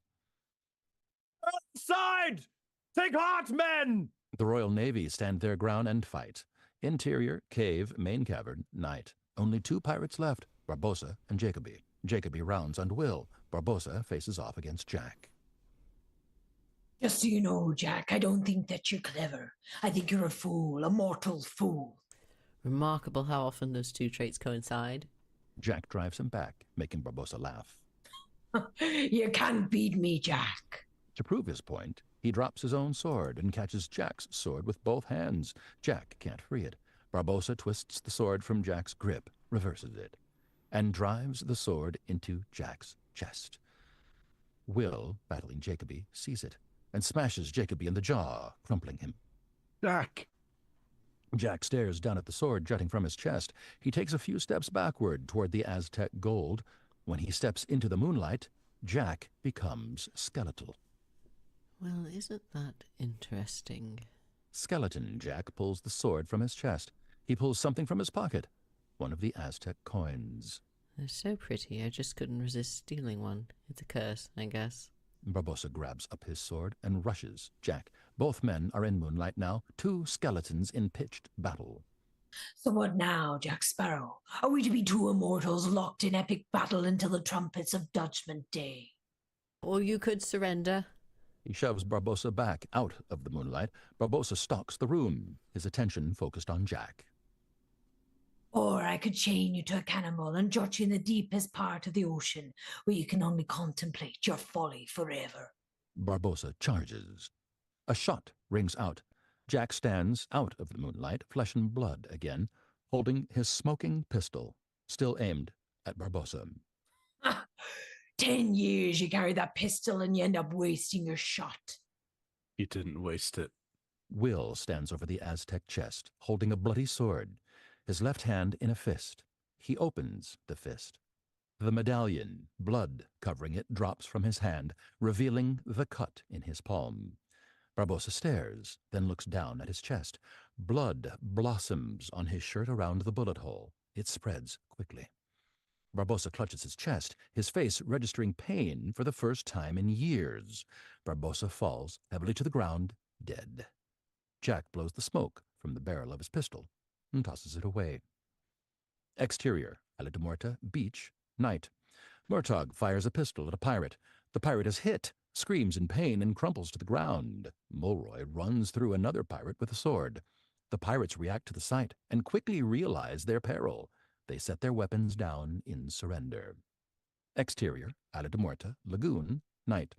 The Black Pearl comes alongside the Dauntless, and Jack's crew swarm across, overwhelming the pirates. The sailors on the beach see it and cheer. Interior, Isla de Muerta, cave, main cavern, night.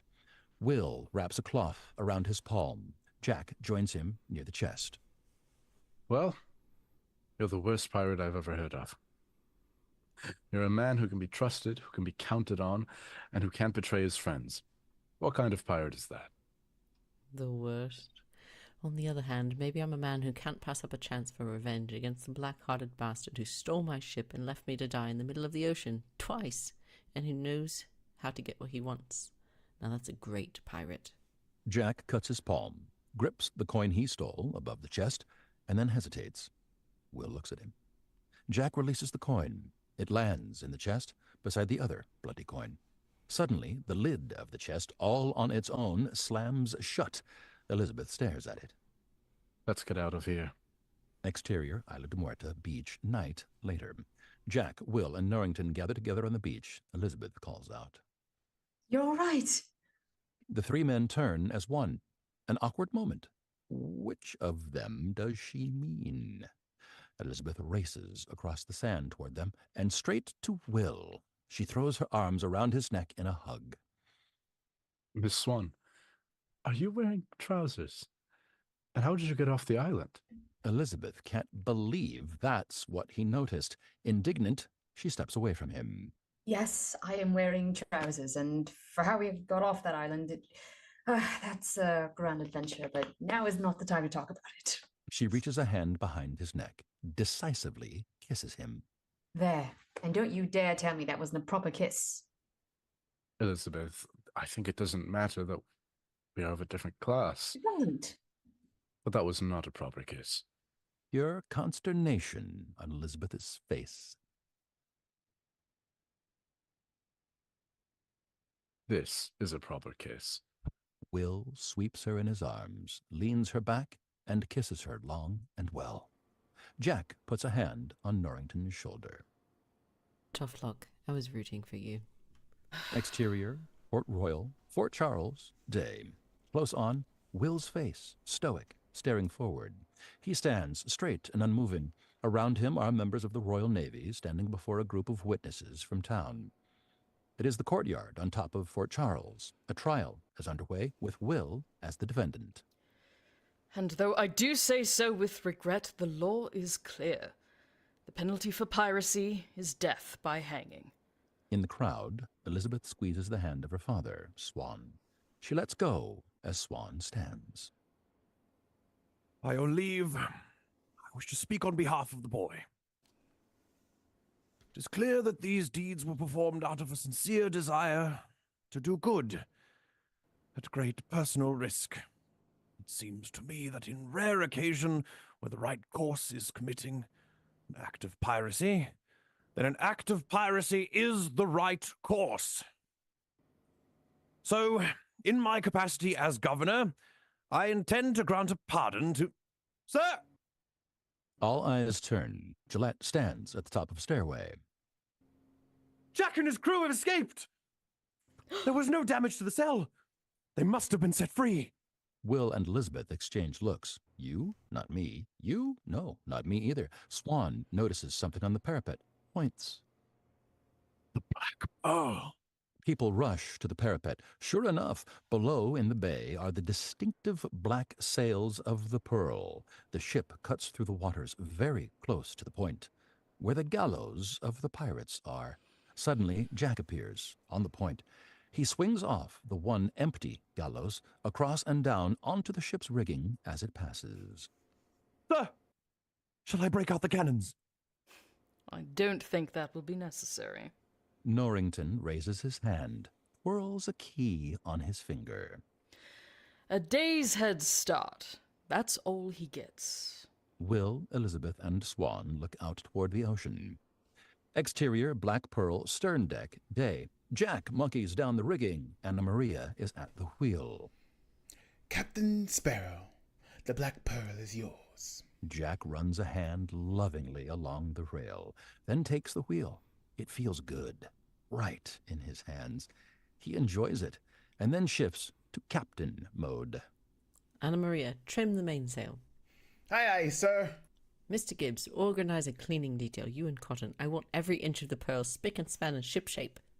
Gibbs actually stomps the deck, executes a salute. Jack stands at the wheel. He's got his ship back, and all is right with the world. He begins to unconsciously hum, yo ho, a pirate's life for me. He realizes what he's doing and smiles. The orchestra takes over as the Black Pearl sails for uncharted waters, and we fade up large words in script. The end.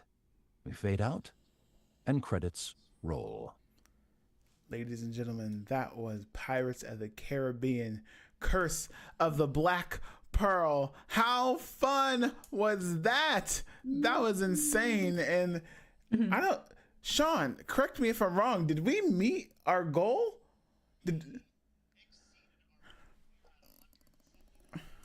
What?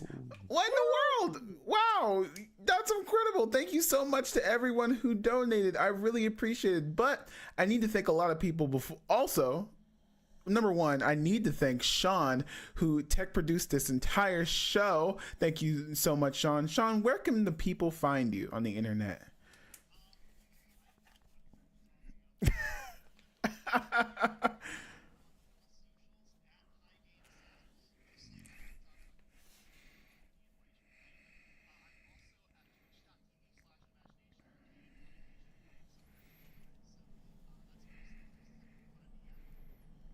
Incredible work. Now I need to thank the illustrious narrator with the silky smooth voice, Frank Romeo. Where can the people find you? Hey, thank you so much. Where am I? I am mostly on TikTok, I believe. Frank Romeo _VO. That's where I'm at. So it's Romeo, not Romeo? How much time you got? Not enough. Okay, yeah. But next, We thank our illustrious Will Turner. Apollo, where can the people find you? Ireland, just come to the country. Easy to find. Just like look at any crowd, I am over it. However, if you don't want to make it out here, you can go on the internet, go into any social media, put in the search bar, Tall Nerd Apollo. If you don't see me, I'm not there. I do voice acting. I do cosplay. I do TTRPG performance. If I ever get out of academic hell, I will be back streaming on Twitch, and I am working on my first YouTube video talking about adapting Irish mythology for tabletop role-playing games. So I hope to see you around somewhere in the internet space. Sounds fun. But what sounds more fun is not being underwater. Nicole, where can the people find you? Hello. You can find me on TikTok and Instagram. My name is, as appears here, Nicole Maricela on TikTok, Nicole.Maricela on Instagram. I am a cosplayer. I do Star Wars, Marvel, theater stuff in between. I'm also an actor, Oscar Isaac enthusiast, born and bred native New Yorker. I think that is all about me. Yeah, just big theater nerd. So catch me on Instagram and TikTok if you so please. Thank you very much for having me. And now to the worst pirate I've ever heard of, Captain Bertie Bristlecone. Where can the people find you? You find me pretty much everywhere at birdie.bristlecone. I'm on TikTok and Instagram, occasionally on Twitter, but that is where I do everything that is not necessarily well suited for other social media. But I mainly focus on some self-care, ADHD stuff, and fantasy, fun stuff. And right now, talking a whole lot about my hometown of Asheville, North Carolina, after the hurricane has swept through here, and been so happy and feel so supported and loved to be supported by all these lovely people. That was great work. But if I wanted to find both sides of Reef's face, Ree, where can I find those sides? Both of them? You're asking for too much there. However, you can find some of them occasionally, depending on how zoomed in I am. On a lot of my TikToks, you can find me at Relentless on TikTok, Instagram, and over on X, they're moving over to the new Blue Sky platform. You can also find me over on Madeline's Twitch channel every Thursday for Dungeons and Demigods, which is a Percy Jackson inspired D&D game. However, if you want to continue donating to charities, we are going to be on a Rolling for Charity stream, which is 2 12-hour streams to raise money for Doctors Without Borders, and I will be running a Perils and Princesses dark 80s labyrinth inspired game with one of the players who plays in Dungeons and Demigods, Gothic Fairy. It'd be great if you came along and had a look at that. Those dates are going to be, I do believe, November 16th and 17th this year. So if you want to double check me on that, you can head over to Rolling for Charity stream on Instagram. And if you also want to see any voice acting that I do, a short film called Freed, which is a short animated film around depression and around friendships and how relationships can change throughout that period. You can see my voice acting in that when that releases, and I'll be sharing that with you guys very soon. And that's all from me. So many places to find you. I've But been active. I need a head start to find Chris. Chris, where can I find you? I am at Wizardway Chris on most socials. I'm most active on TikTok and currently Instagram Threads, where we get chaotic about Rings of Power. And I have just started voice acting, so there's that. I guest star every so often as Thranduil over on The Unpredicted Party at Don Marshall 72's YouTube channel. I also have a Patreon where I handcraft Elvish calligraphy letters to send out to my patrons every month for them to decode. So if you want to learn more about Tolkien's Elvish languages, I'm the person who does that. I am your resident elf boy. Apart from that, I'm trying to get back into streaming more often. I'm going to start reading Lord of the Rings all the way through for everybody. And I am doing Elvish ASMR, so there is that as well. I have so many questions about Elvish ASMR, but now's not the time. Later. But more importantly, if I wanted to escape from a jail cell, MJ, where can I find you? Hold on, I'm just following everyone that I hadn't followed already. Give me a second.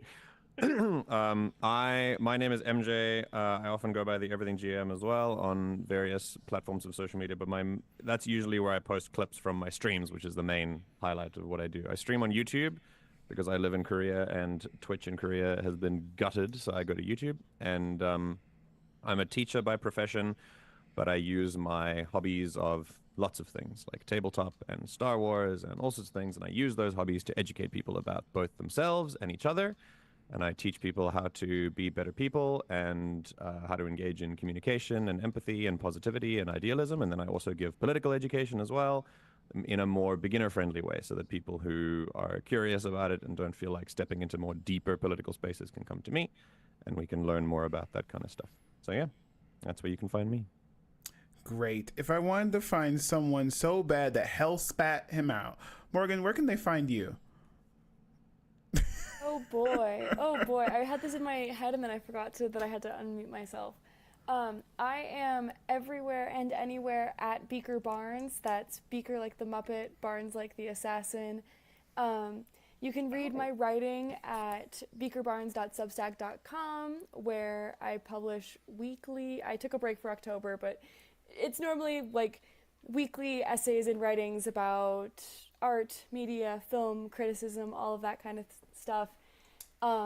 But my main thing is that you can go listen to my podcast that I co-host with my friend Dean, where we teach X-Men comics. It's called Mutant Studies 101, and it's a bi-weekly podcast where we teach X-Men comics. Have you ever wondered what a Wolverine comic looks like as being read through a Orientalist lens?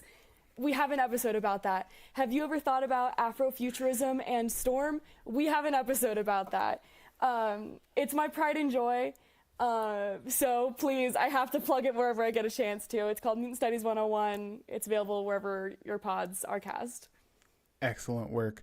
Now, Koji, if the medallion calls to me, where do I pick that up? How you can find me at The Koji Is Here on TikTok, Instagram, and Blue Sky.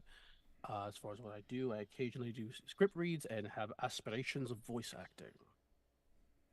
Excellent work. And you can find me wherever toys are sold on the internet. That's at Freddy's Dreamy on not Twitter anymore because, oh my God.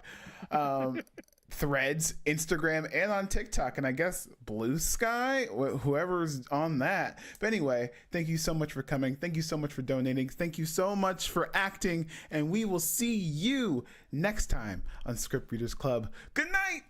Night, everybody! Good night. Night.